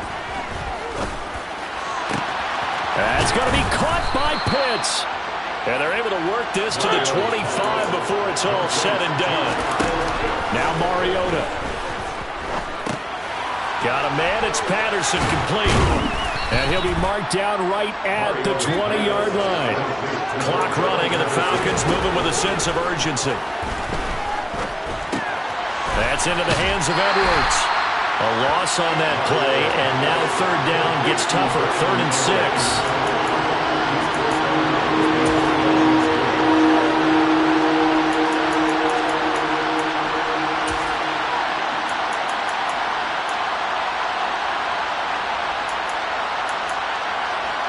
They are in need of 6 yards here if they hope to move the chains. Mariota. Throw out right, taken in by Patterson. And able to get this down inside the 15, either the 13 or 14 before he's out of bounds. A gain of 8 and a first down. Well, they got the yardage they needed there. Picked up the first down, got out of bounds. How about the urgency that they had, as well as they understand where they are in the field? Work to do here to avoid falling to 1 and 1, but this is 1st and 10 right now. Throwing there, but this pass is going to wind up incomplete. That's certainly not the worst thing. It stops the clock and lets your offense catch its breath and lets us exhale a little bit. Now I expect them to call a couple plays in the huddle, so they're ready if a tackle happens inbounds. Flash those fast feet, but they'll drop him at the 5-yard line as he can't get any closer to the end zone. Forced out to his left. And he'll be taken down, but he does have first down yardage. Now the Rams will signal for a timeout, their second. That'll leave him with just 1 remaining in this 4th quarter of play. Brandon, that's a gamer move right there. Facing third down, steps up, calls his own number, and nearly makes the house call. If I'm the coach, I'd let him take another one right here. Give him a chance to be the first one to hit the end zone after that effort he just gave him. To throw, Mariota. And this will be caught. Touchdown. So in the final minute here now, a 2-point conversion will tie the game. The touchdown's massive, but now they've got to have 2 to possibly take this to overtime. And now we're going to get a timeout here called by the defense. That'll be their 3rd and final stoppage here as we step aside.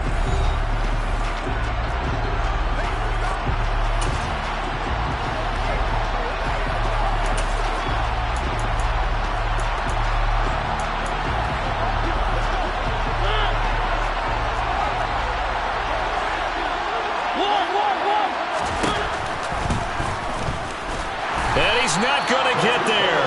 The defense able to come up with a big stop, and they're going to hold on to their 2-point lead.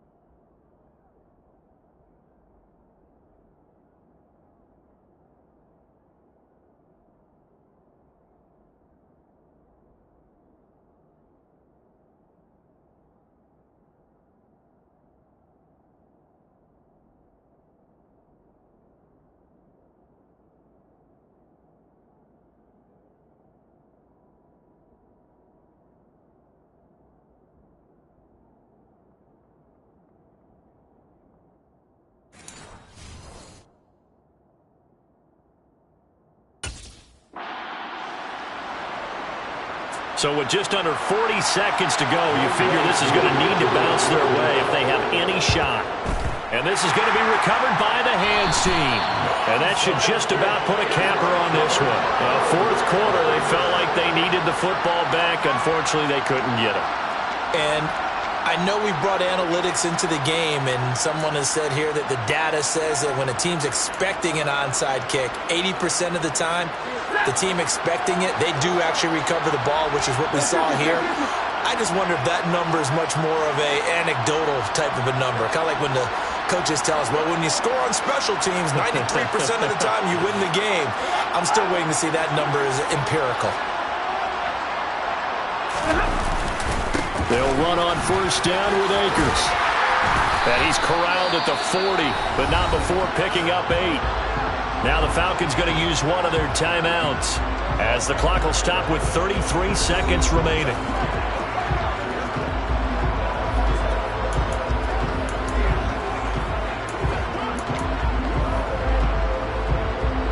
So they come up on second down, and they can get another run like we just saw. Would likely put an end to this thing. Stafford now to throw. And he's just going to get rid of this thing. To no one here. He throws it away. And now it's third. After the incompletion, here now, 3rd and 2. They'll try and run for this with Akers. Now a second timeout called for by the defense. That'll leave them with just one remaining in this 4th quarter of play.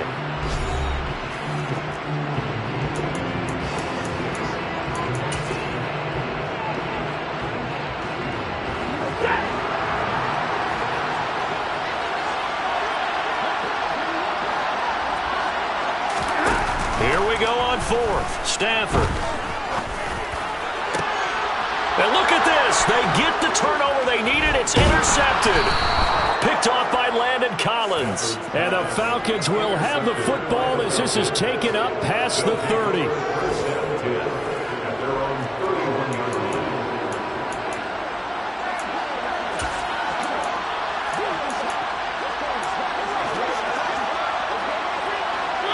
About set to begin their next drive. The Falcons offense at the line. As the offense begins another drive here, pretty simple, Charles. They want to carbon copy what happened the last time out when they ended their drive in the end zone. You're right about that, partner. It sounds pretty simple, doesn't it? Just score again, but we know it's not that simple because we don't just make adjustments at halftime if you're a good football team. You spend that time on the sideline, you study what's on the notes and the tablets, and you make those adjustments, prevent a repeat of the last drive. Series to series, the best teams, that's how they get it done. And we'll find out here soon enough whether those adjustments are enough defensively. Eluding the pressure right. Now he's going to throw deep right side. And it's incomplete. So their final drive comes up empty. And with that, the ball game is over. What a game we were treated to in this one. And on that final play, they had a chance. They had the ball just beyond midfield for one final shot, but couldn't get it done, and they suffered the loss. Yeah, and you mentioned how they had a chance on that final play, and getting it to midfield gave them that opportunity, hoping they could find their way to the end zone and make that miracle happen. A really good ending to an entertaining contest, though. So for Los Angeles, it was a great all-around performance as they come out of this one with the victory.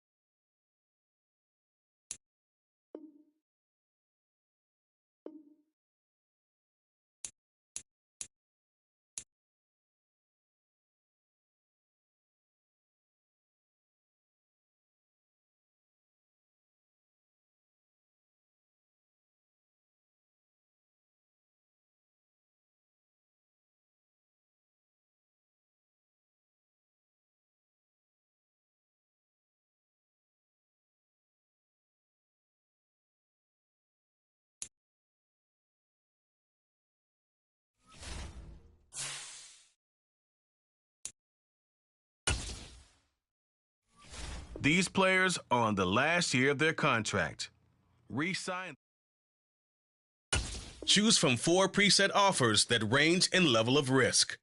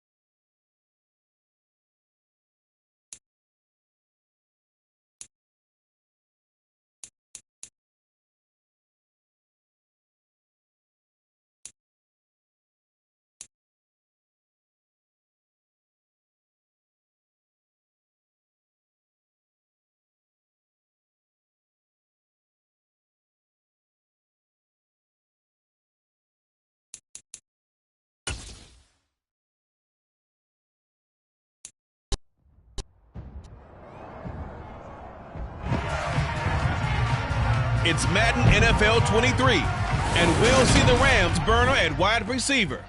He's coming off a game where he cleared the century mark with ease, over 150 yards. It's the Rams and the Cards. All that and more coming up next. We find ourselves at the home of the world's first retractable natural grass field as you get a look inside State Farm Stadium in Glendale. Today, it's week 3, and we've got a good one in store between the Los Angeles Rams and the Arizona Cardinals. Brandon Gaudin here with Charles Davis. As always, and CD, you look at the Rams in this matchup. Their offense is one that doesn't rely too heavily on just one guy. They like to spread things around as best they can. You're right about that. It's a diverse unit, and they like to run their offense by what they call game plan, meaning each and every week they study the opponent, they probe its weaknesses, and they move the ball around that way.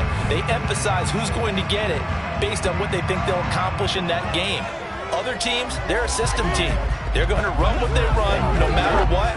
I like this style of offense. It suits them well.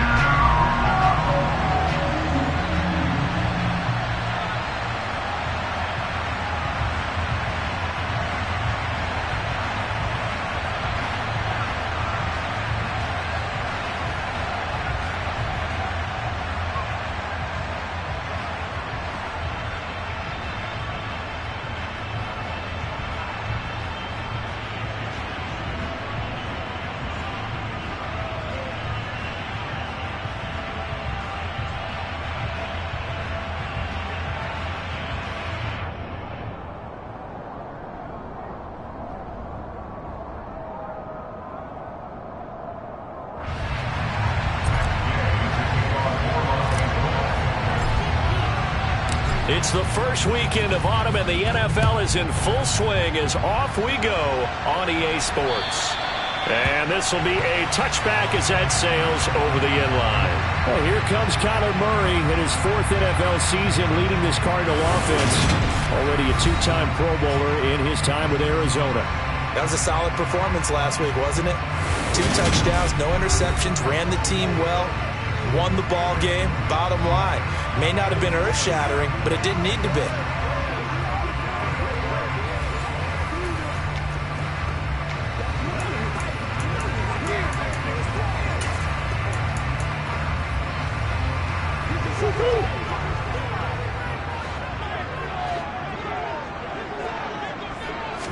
Right to the air. Here's Murray.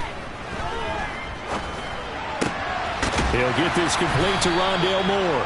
And they get him down, but not before he takes it across the 40-yard line. 17 yards on the game's opening play and a quick first down.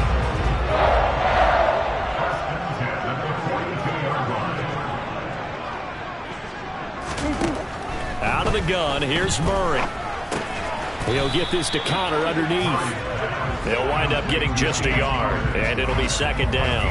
This defense for the Rams, very strong last week as they helped their squad improve to 2-0 on the young season. I have to admit, I was extremely impressed by what I saw on tape because they stayed in the face of the quarterback the entire game, ended up getting 4 sacks total, and made it difficult for him to step up and find receivers downfield. Also made it hard for him to... It's caught inside the 25. And he'll get this one down near the 20-yard line, just shy of the 20. 36 yards on the play. All right, Charles, let me put you in the head of one of those defenders out there. You have a big play like that go against you so early. Does that shake your confidence? It shouldn't, but it often does because your thought process all during the week is how you're going to get after that offense and make your plays. And when they make one against you, it makes you a little bit hesitant. Time to regroup.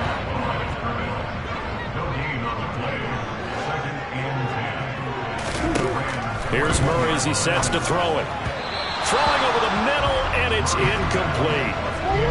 They come up to the line now facing a 3rd and 10 after the incompletion. And now the Rams are going to halt things as they want a timeout. They'll have 2 remaining as we step aside here in this first quarter.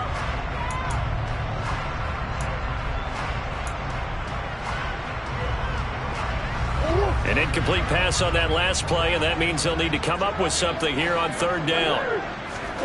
Now Murray. And he's got the hook up to Moore. And he gets it inside the 10 to the 9. They're able to convert on 3rd down, and that sets up a 1st and goal. That's a big conversion there on 3rd down, and this has been a great opening drive. You know, at this point, they'd hate to settle for 3, but they've created a fresh set of downs and a 1st and goal.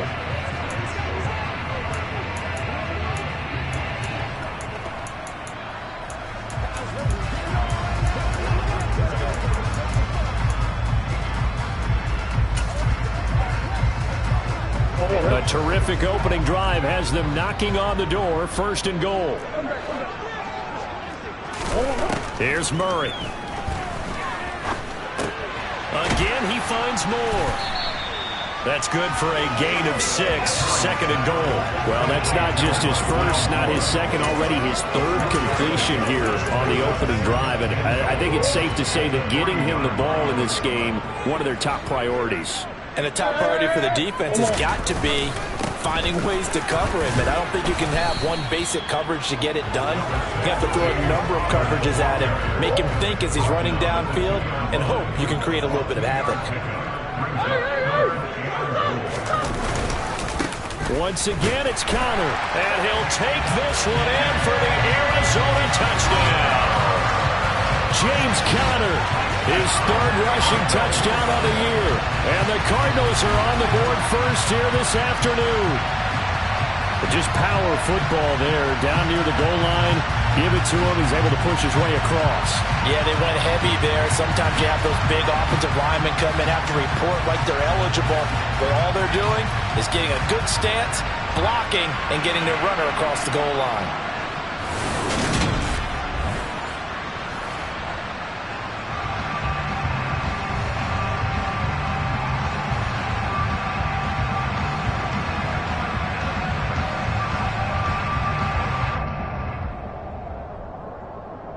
Now Matt Prater for the point after.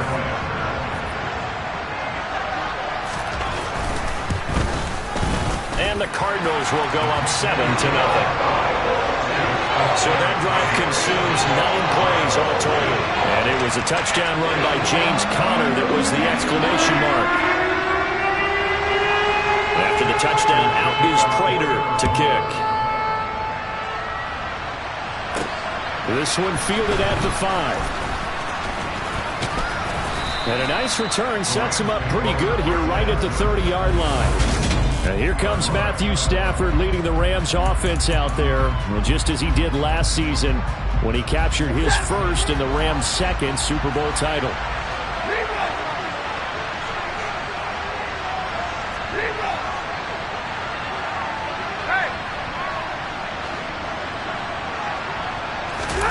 They'll fake it. Now Stafford.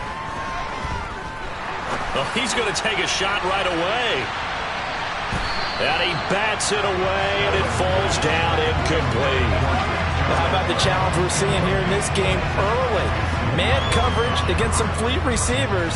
That time, the defense won. After the incomplete pass, here now is 2nd and 10.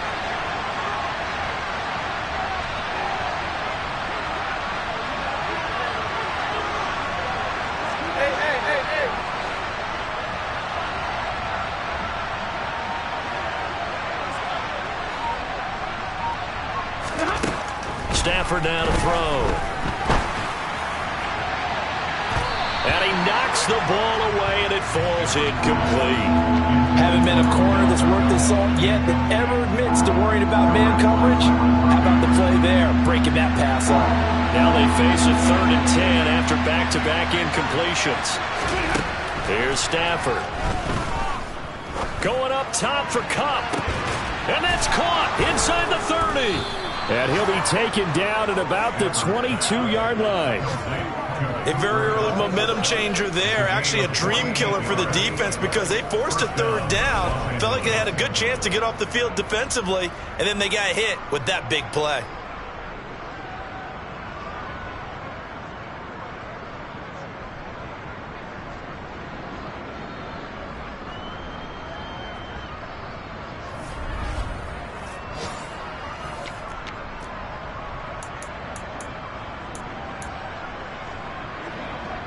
So the big play gets him all the way down to the outskirts of the red zone here for 1st and 10.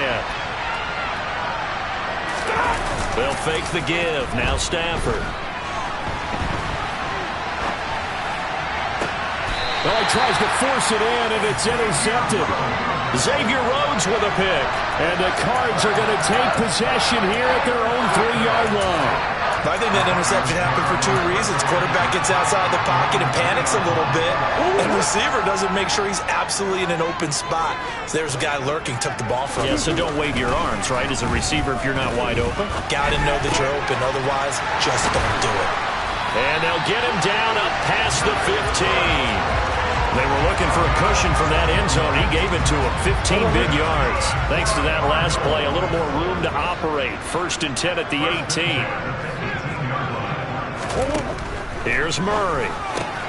Throw left side complete. That's Connor. So he stopped for no gain. And that's going to bring up 2nd down.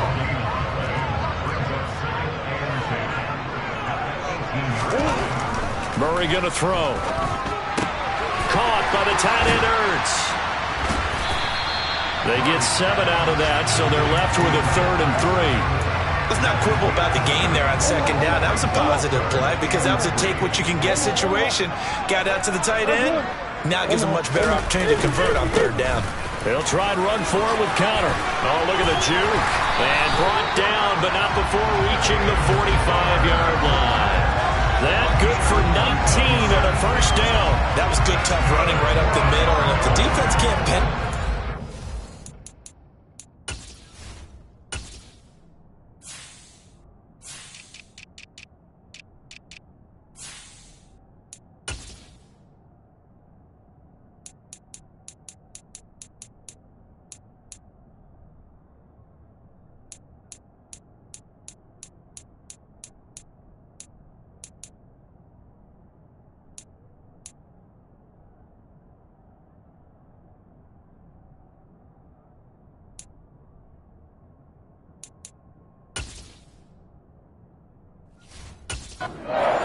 make him slow his pace or change direction, that's often the end result.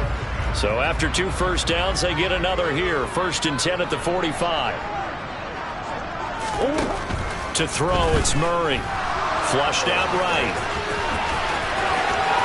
Oh, fancy running by Murray. And he is out of bounds, but not before he's inside the 30. Give him a little extra credit there. His head was cool as the play broke down. Didn't force a throw, and in the end, got to show off his athleticism with a nice gain to bring up a new set of downs. After 1, 7-0 on EA Sports. Back in Arizona, 2nd quarter action. It's the Cardinals in possession as they've got it with a 1st and 10. Murray a give. This is Connor. And the big boys up front. They're going to stop him right at the line. No gain on the play. It'll be 2nd down. Ladies and gentlemen, that is a force of nature at the defensive tackle position. Yes, he's as big as they come, but still plenty agile. He's able to make a nice play there to swallow up the ball carrier. Now, meanwhile, a pass that should have been intercepted, but it winds up falling incomplete. Charles, let's get a look here at their 2022 draft class. You notice no picks until the 3rd round, so they missed on some of those top names early, but they still seem very happy with this group as well as who was acquired by trading those early picks away. Yeah, that's how it works, isn't it? We've yet to meet the team that doesn't say that they were really fired up by their draft no matter what. And we also know the teams love to say, we're watching the highlight reels of the guy we acquired when the pick they dealt is on the clock. From the red zone, here's the Heisman Trophy winner Murray. Dancing to his left. And he'll just get rid of it. I see the surprise in your face there, partner. That is a rare incompletion from him. He's been on point this entire game. He has percentage completion-wise way up. Not that time. On second down, Connor looking for space. And now they're inside the 10 as he's brought down at the 9. 5 yards. Now it's 3rd and 5. To throw is Murray. And that is incomplete. They converted twice on 3rd down that drive already, but couldn't make it a 3rd. We always talk about in-game adjustments. How about what the defense did there, able to shut them down on that attempt? Prater's kick is good, and that will extend their lead even further. So another scoring drive there, Charles, and an early 2-score lead. You'd like the 6 there, partner, but you'll take the 3, and I think they have to be happy about the way they moved the ball in these first 2 drives. They have to feel good about their opportunities the rest of the game. And no thought to bring this one out. He'll just go down to a knee, and he'll take over at the 25. Some good games coming up here in Week 3, the first weekend of fall officially. And tonight, the Niners and Broncos from Denver. 49er fans, they're probably saying, wait, I thought we were done with Russell Wilson. No, they'll see him tonight. And then on Monday night, Cowboys and Giants from MetLife Stadium kicking off at 8:15 Eastern. They'll start out here with a jet sweep.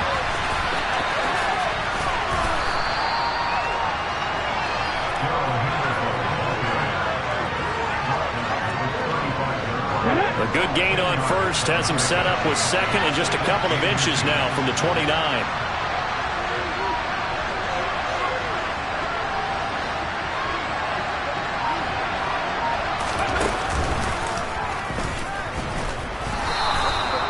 Only a gain of a yard, but that's all they needed. And the Rams at 2-0 here to begin the season. They come in feeling pretty good after back-to-back victories, CD. And I thought that they played pretty well last week. Their execution, their discipline, their resilience, all on display in that victory. Ball up to the 35 now as they come up on 1st and 10. Play action. Stafford.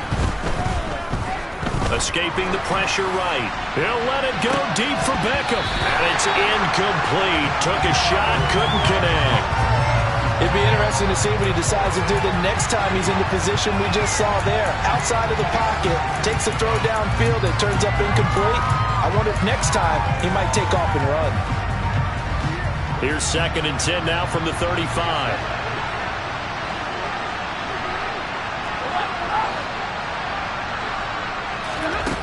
To throw is Stafford. And that falls to the ground, incomplete. A nice job of bodying him up defensively. And now it brings up 3rd down. So back-to-back incompletions, and that has him staring at a 3rd and 10. Throwing is Stafford. Into double coverage, and it's intercepted. Jalen Thompson picks it. And they will score. It's a pick 6 for the Cardinals touchdown. An excellent play there, CD, on the pick 6. And I think were they a nickel? Did they have an extra DB out there? Yeah, Brandon, I think they went standard nickel, not the Buffalo, as teams like to call it, meaning 3 safeties for big nickel. They just wanted to take away the quarterback's throwing lanes, and that's exactly what they did. And came through with a big-time pick 6. Prater for the extra point, and that makes our score 17-0. So they'll get another shot on offense following that pick 6, and now the kick is away. And from back there, a wise move. He'll just sit on this one, and it'll come out to the 25. That pick 6 just a moment ago, things went from bad to worse. Look up at the scoreboard now. Not looking good here. We'll see if they can put something together on this drive. 1st and 10. Stafford and the Rams come up 1st and 10. At their 25-yard line. Out to his left. Now he's going to let it go deep left side. And that is incomplete. Took a shot there on 1st down, but he couldn't reel it in. An incomplete pass leads to 2nd and 10 from the 25. Here's Stafford. And for the 3rd time here in this half, it's intercepted. Jalen Thompson picks it. And the return this time 22-yard line.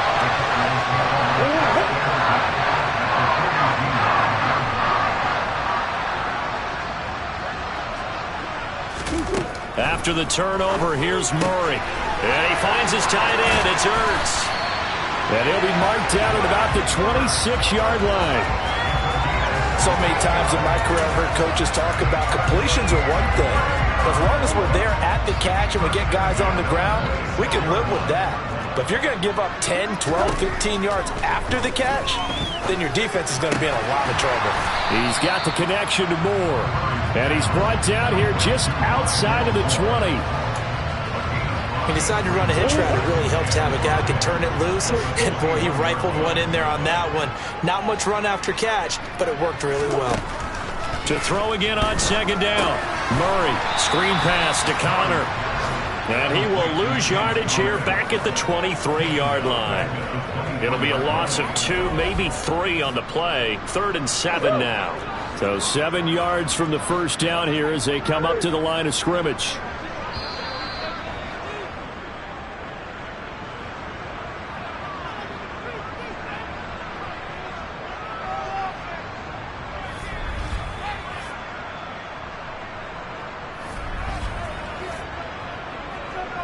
A reminder coming up in a couple of minutes' time. We'll pay a visit to Jonathan Coachman, the coach in our EA Sports studios. They'll have a look back at the next-gen stats from this first half of action.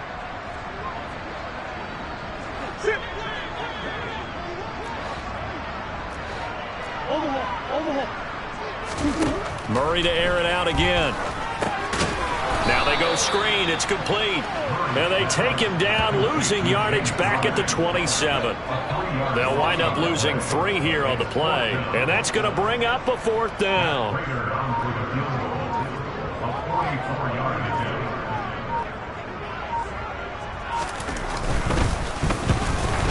And the 38-year-old vet able to split the uprights. But now there is a penalty marker on the field. So let's see what this is about. And they'll accept that penalty. Automatic first down.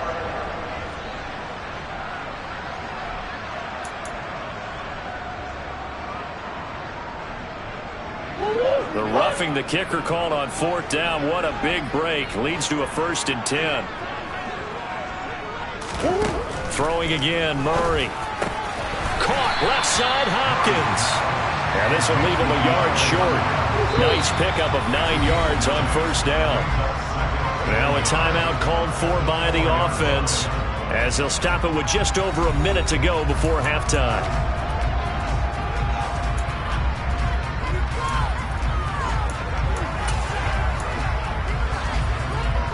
From the 4, this is 2nd down and 1.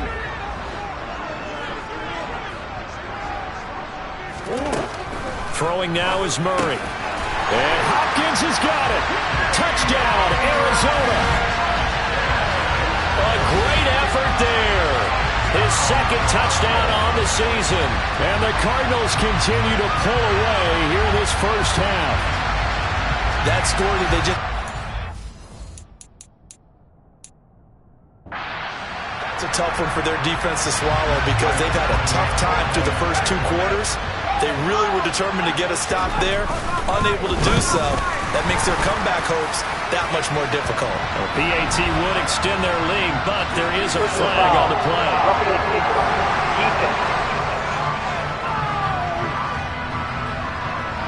So they'll go ahead and accept the penalty.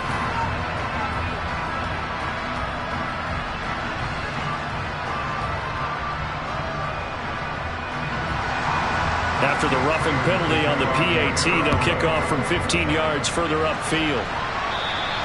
And that'll carry over the back line of the end zone for a touchback. Well, the Rams going to take over late in this first half. And Charles, you're down multiple scores, less than a minute left here. But with that deficit, they've got to try to at least work their way into field goal range to try to muster something out of this drive. And I'm going to go ahead and date myself one more time because I'm going to quote an old Smokey and the Bandit lyric. They've got a long way to go and a short time to get there. But they still have time to get it done. So I'm looking forward to watching them mount this drive and see if they can get some points out of it. Here's a 2nd and 2 now from the 33.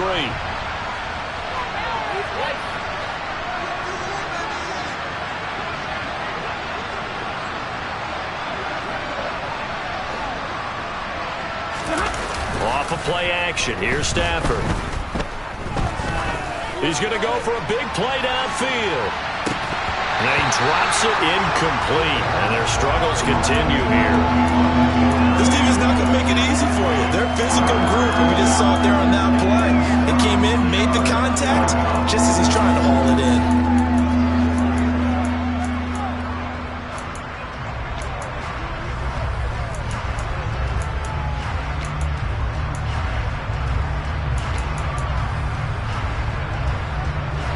After the incompletion, here now, 3rd and 2.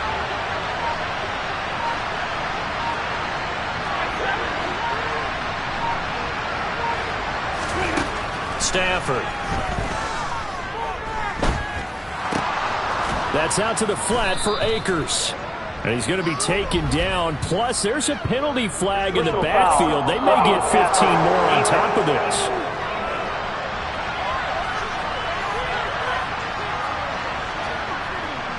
Charles, did I just hear that right? They declined the personal foul. 3 yards, they just declined them. And I have to think that the official is thinking to himself, did I just hear that correctly, that you declined that one? All I can think of is that someone on the field got confused. Must have. It had to, because you're going to take the yards on that penalty each and every time.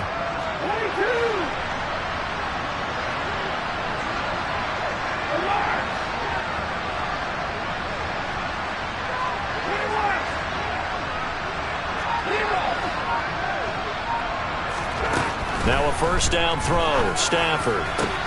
That'll be caught. It's Cup. And he takes this one down almost all the way to the 30. The Rams going to be forced to use their 3rd and final timeout as the clock will stop with 34 seconds to go before halftime.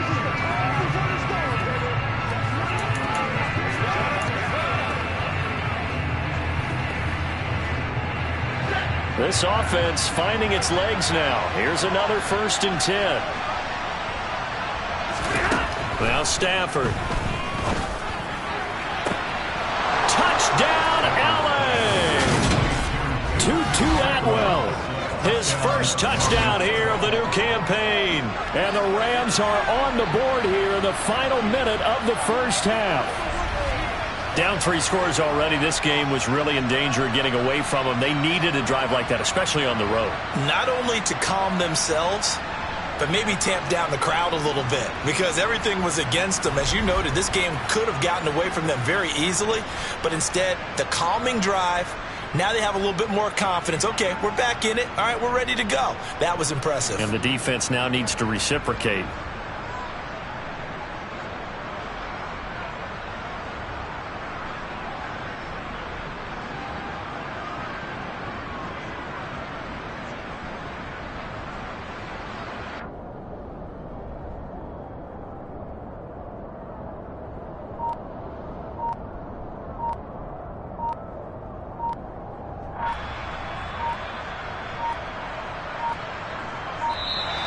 And they're out of timeouts, remember, so this is going to have to be a delay.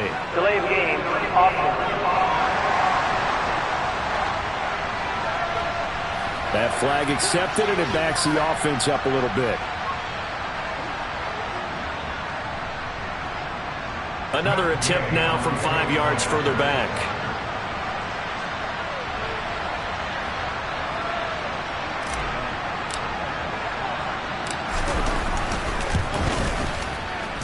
He's got it, and that makes our score 24-7.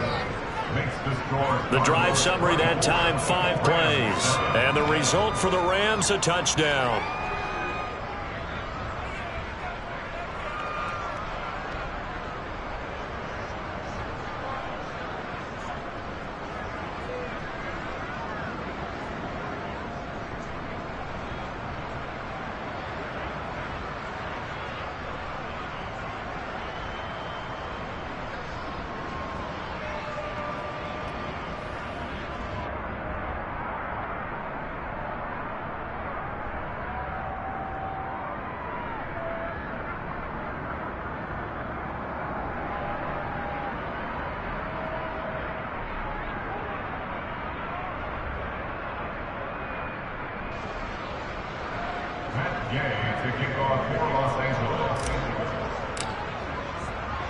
Following the touchdown, here's Gay to kick it away.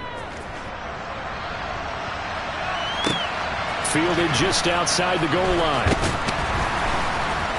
And he won't get this to the 20-yard line as he's down at the 19. Well, the Cardinals going to get the football one final time here in this first half. And with a 3-score lead already, this is not time for a momentum change, so I'd imagine they'd be happy to just take this into the locker room. And just 25 seconds to go in the half now as they've got it 1st and 10. Murray now to throw. Oh, he's got a man wide open, complete. And they work this well upfield across the 45. Now the Cards going to call another timeout, their second, as they stop it with 19 seconds to go in half number 1. So one play, and they're already just shy of midfield. Here's Murray. He'll get that one complete to Connor. Now the offense will burn their 3rd and final timeout. And with halftime on the horizon, they'll be out of timeouts from here forward. Let's go now, let's go. So still 14 yards to go, 2nd down.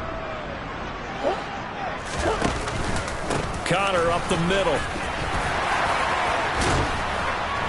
And a solid run here as he'll pick his way down to the 42-yard line. So we reach halftime here in Glendale with the Cardinals on top. As we send you on out to our studios in Orlando, here's Jonathan Coachman at REA Sports Halftime Report. Okay, Brandon, thanks very much. Time to give you folks at home a look around the NFL on this first official weekend of fall.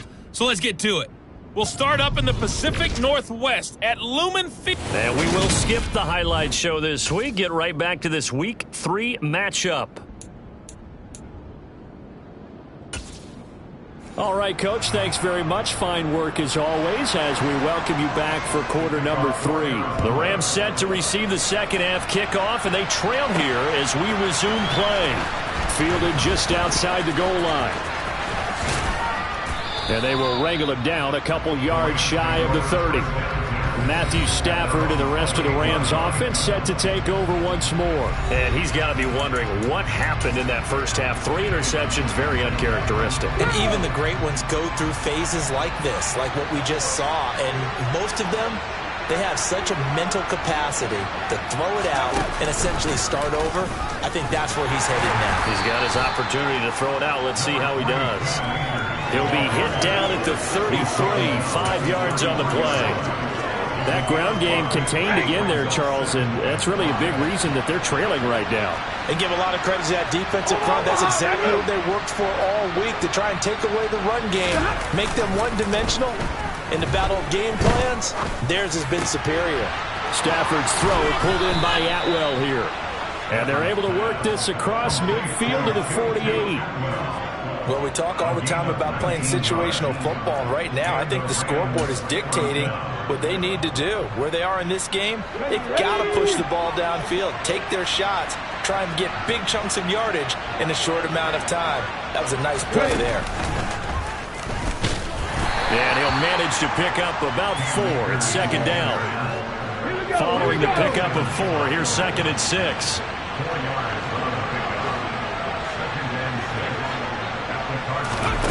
Now here's a little touch pass as they tap it quickly to their receiver.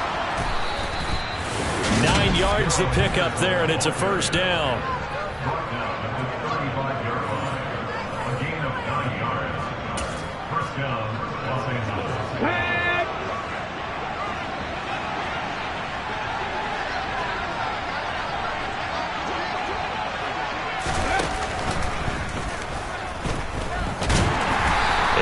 Taken down at the 34. Credit him with a 1-yard gain there to make it 2nd and 9. Another modest gain there on that one, and I think, Charles, you can probably pin part of the deficit on a failure on their part to really get this ground game established. Yeah, they've really struggled to be multidimensional in this one, haven't they, partner? Because they have to be extremely one-dimensional now if they hope to get back into this game. They have to do it by throwing the football and hope to have success through the air. On 2nd and 9, Stafford. He completes it to Beckham. And they're going to have another first down as the tackle's made here at the Cardinals' 18. Just his second catch of the game so far. This one moves the chains. So from inside the 20, here's first and 10 at the 18. From the red zone now, Stafford. And he's got it. That's caught for a Ram touchdown. An 18-yard touchdown grab. And the Rams are able to cut into this lead as they score on the opening drive of the second half. That's a score you felt they had to have here in the third quarter to get back in this game. And you know that there's an emphasis on their side. Hey, we know this. We know where we are. But sometimes that binds you up so much that you try too hard, you don't get the score.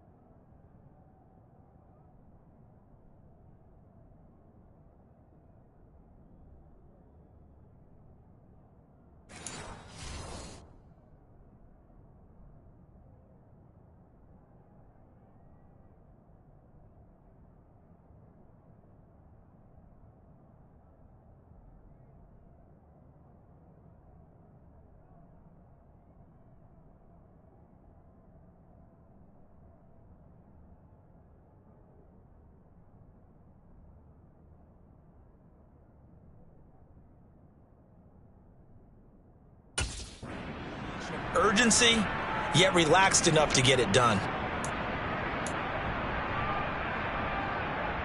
The Rams will line up for the two-point conversion. Stafford's going to try and throw for it. And he's got it for the two-point conversion. So they tack on a pair more here to narrow that deficit a bit further.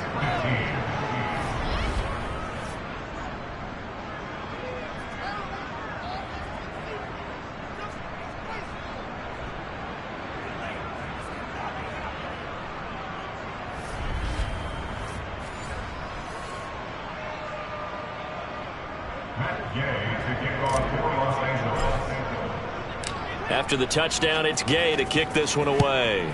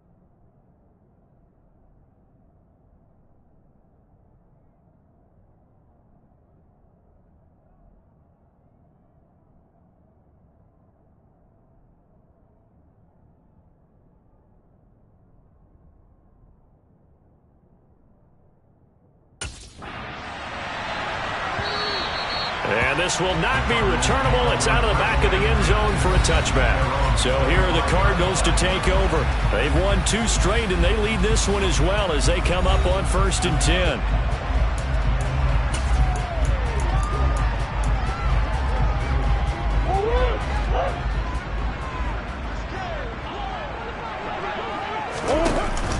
They begin on the ground here with Connor. And this will be a gain of 5 as he gets it to the 30. The first down run got 5. Here's 2nd and 5.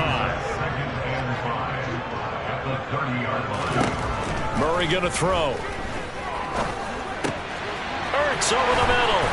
And he slips up past the 45 before being tackled. 5th catch of the afternoon, and that gives him a first down. I tell you what, a lot of those mid-range throws have been available because sometimes teams get too concerned about the deep ball and they leave too much space in front of them, and these guys have been taking advantage so far.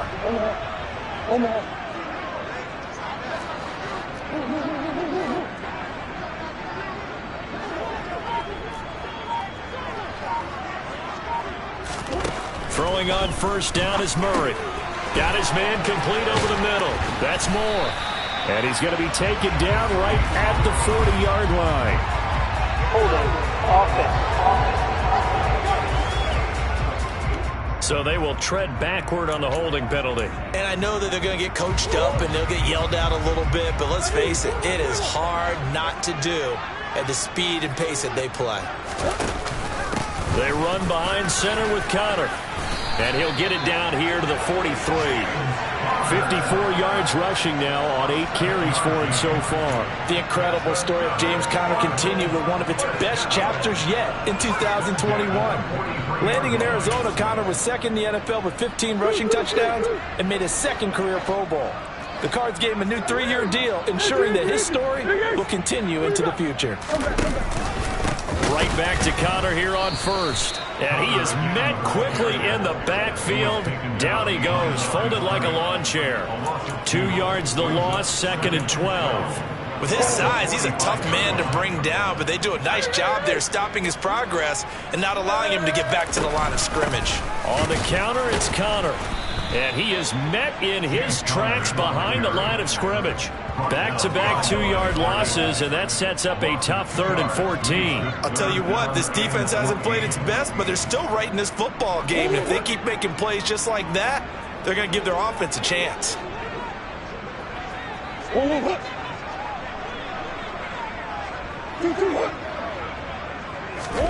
Now on 3rd and long, they'll look to throw. Ertz has it left side. And he gets this only to the 41. Not near enough for the first. So the completion good for 7 there. And that's going to make it 4th down. So much about this game is just understanding situations and then having to execute, isn't it? Guard the first down sticks. Don't let them get there. And they rallied and made the tackle. So now they're going to send out the field goal unit to, as they say, fire away from long distance. So this will be spotted on the midfield logo. It's a 58-yard attempt. And the attempt at 3 will have to come from the other end of the field as time has run out on this 3rd quarter. We'll return with more after this. This is the NFL, and it's on EA Sports.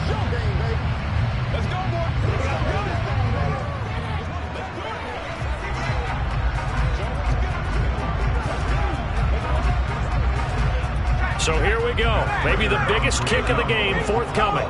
He'll have the win at his back here in the 4th quarter. And he's going to miss this one. That is no good. Well outside the left upright. And that'll keep this a 9-point game. Charles, all things considered, I guess that's not a critical miss at this stage, is it? No, but still everything helps when you're trying to finish off a ball game. And you're right. Not critical in terms of the scoreboard and the team. But the guy with the golden foot, he knows he's only as good as his last kick. Now this offense back out and set to go for their next drive. Their defense was able to hold serve, albeit with a little help from that missed field goal as they settle in now 1st and 10.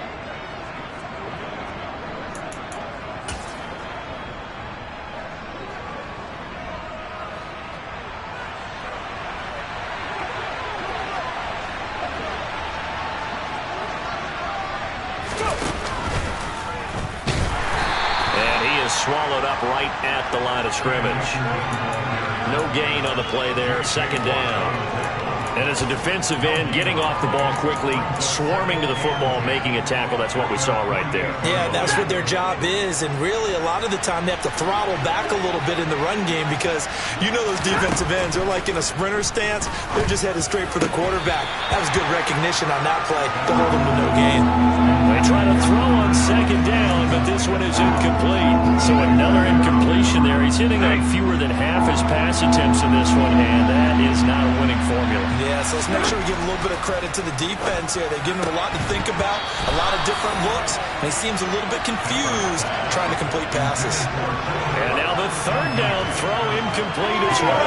That's an excellent job right there on third down. Like any defense, you never want to let them get anything started, and that would have been a first down. Instead, you saw the contact on time, no penalty, and before this drive could get wings, it's fourth down. He's going to air one out. And it's incomplete. They cannot convert, and they turn it over. No luck for the Rams as they fail here on fourth down. And the Cardinals will now take over with excellent field position. So they really needed points here in a two-score game. Could not come away with anything there on fourth. And while we know they're a little bit discouraged here, they can't check out of this game. You and I have called a good number of games over the course of our career where we've seen these types of situations. Teams get the ball back, and that miracle does occur. So they can't let that dream go just yet. They have to get stout on defense here. Yeah, right now really hoping for a turnover. Now here's a pass on first down that's knocked away and incomplete. Yes, sir. How about an attaboy there on first down? Got his hand in and knocked it away.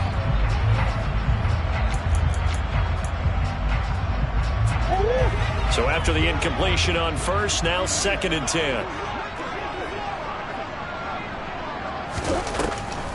On the draw, Connor. And they'll get this just to the 47. 1-yard gain. The Cardinals on third down. They've hit 4 of 7. This is 3rd and 9.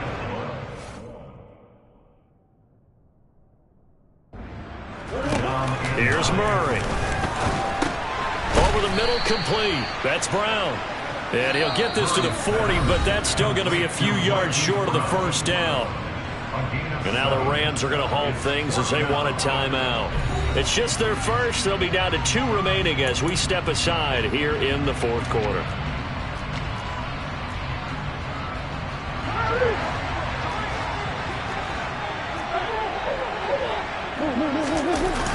Going with their tight end on fourth. And he gets it to the 34.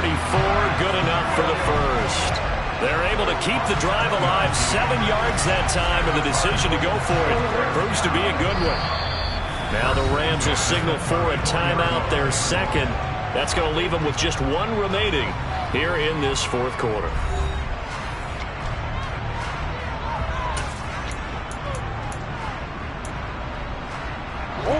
From the 34 now, here's 1st and 10.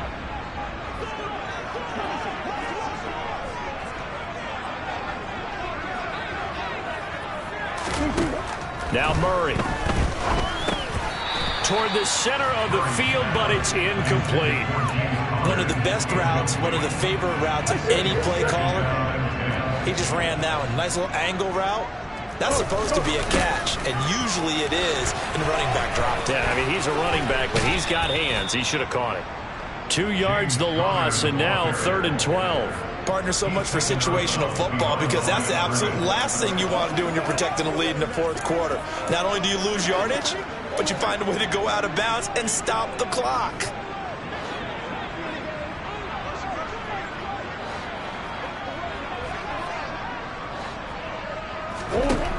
To throw, it's Murray. And he's got the hook up to Moore. The Rams going to be forced to use their 3rd and final timeout. That will be their 3rd and final stoppage as they'll only have the 2-minute warning now remaining. So on 4th down, out trots the kicker in a big spot here.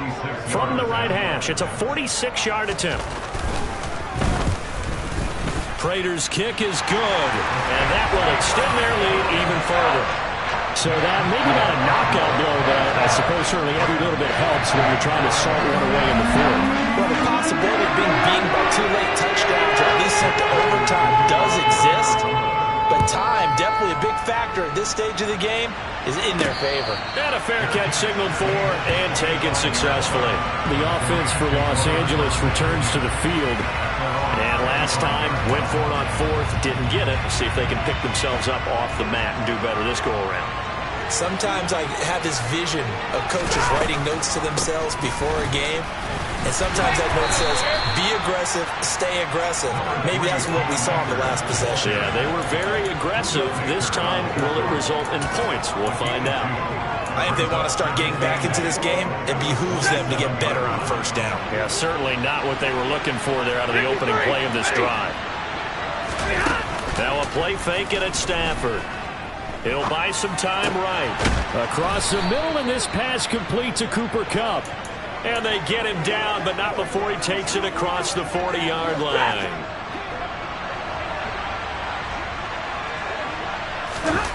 Off the fake to Akers. Here's Stafford. Rolling to his, and he can't find anywhere to go with it, and he goes down. Marcus Golden, too much to handle that time, gets the sack. For the third time in his career, we saw Marcus Golden record double-digit sacks. 11 of them in 2021, good for 11th overall in the NFL. Talk about someone who plays with a high motor. This guy is wide open on every snap. To try again after the sack. Stafford, he'll let it go deep for Beckham.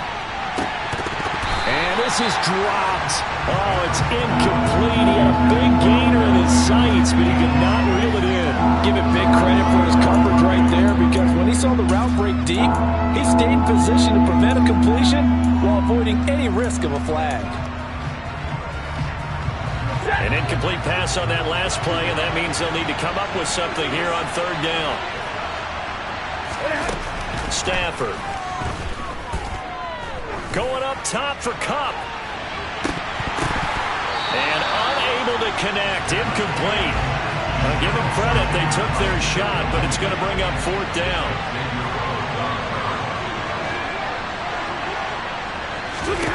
Desperation time for Stafford on fourth down. And he's brought down. Can't do it.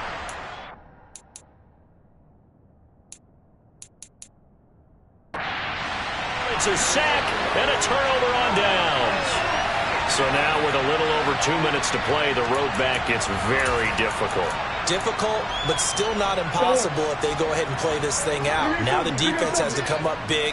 They've got to go for the strip of the football on each and every snap to try and give themselves a chance. And he'll take this ahead for about 4. Second down coming up. 2 minutes left to play in this football game here on EA Sports. So the Cardinals, they've got the football here as we get you reset. And the scoreboard on.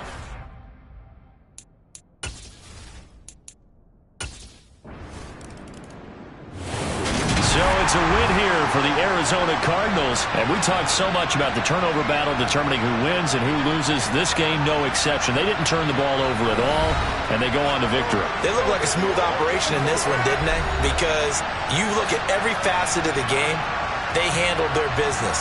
Offense took care of the football, converted it into points. Defense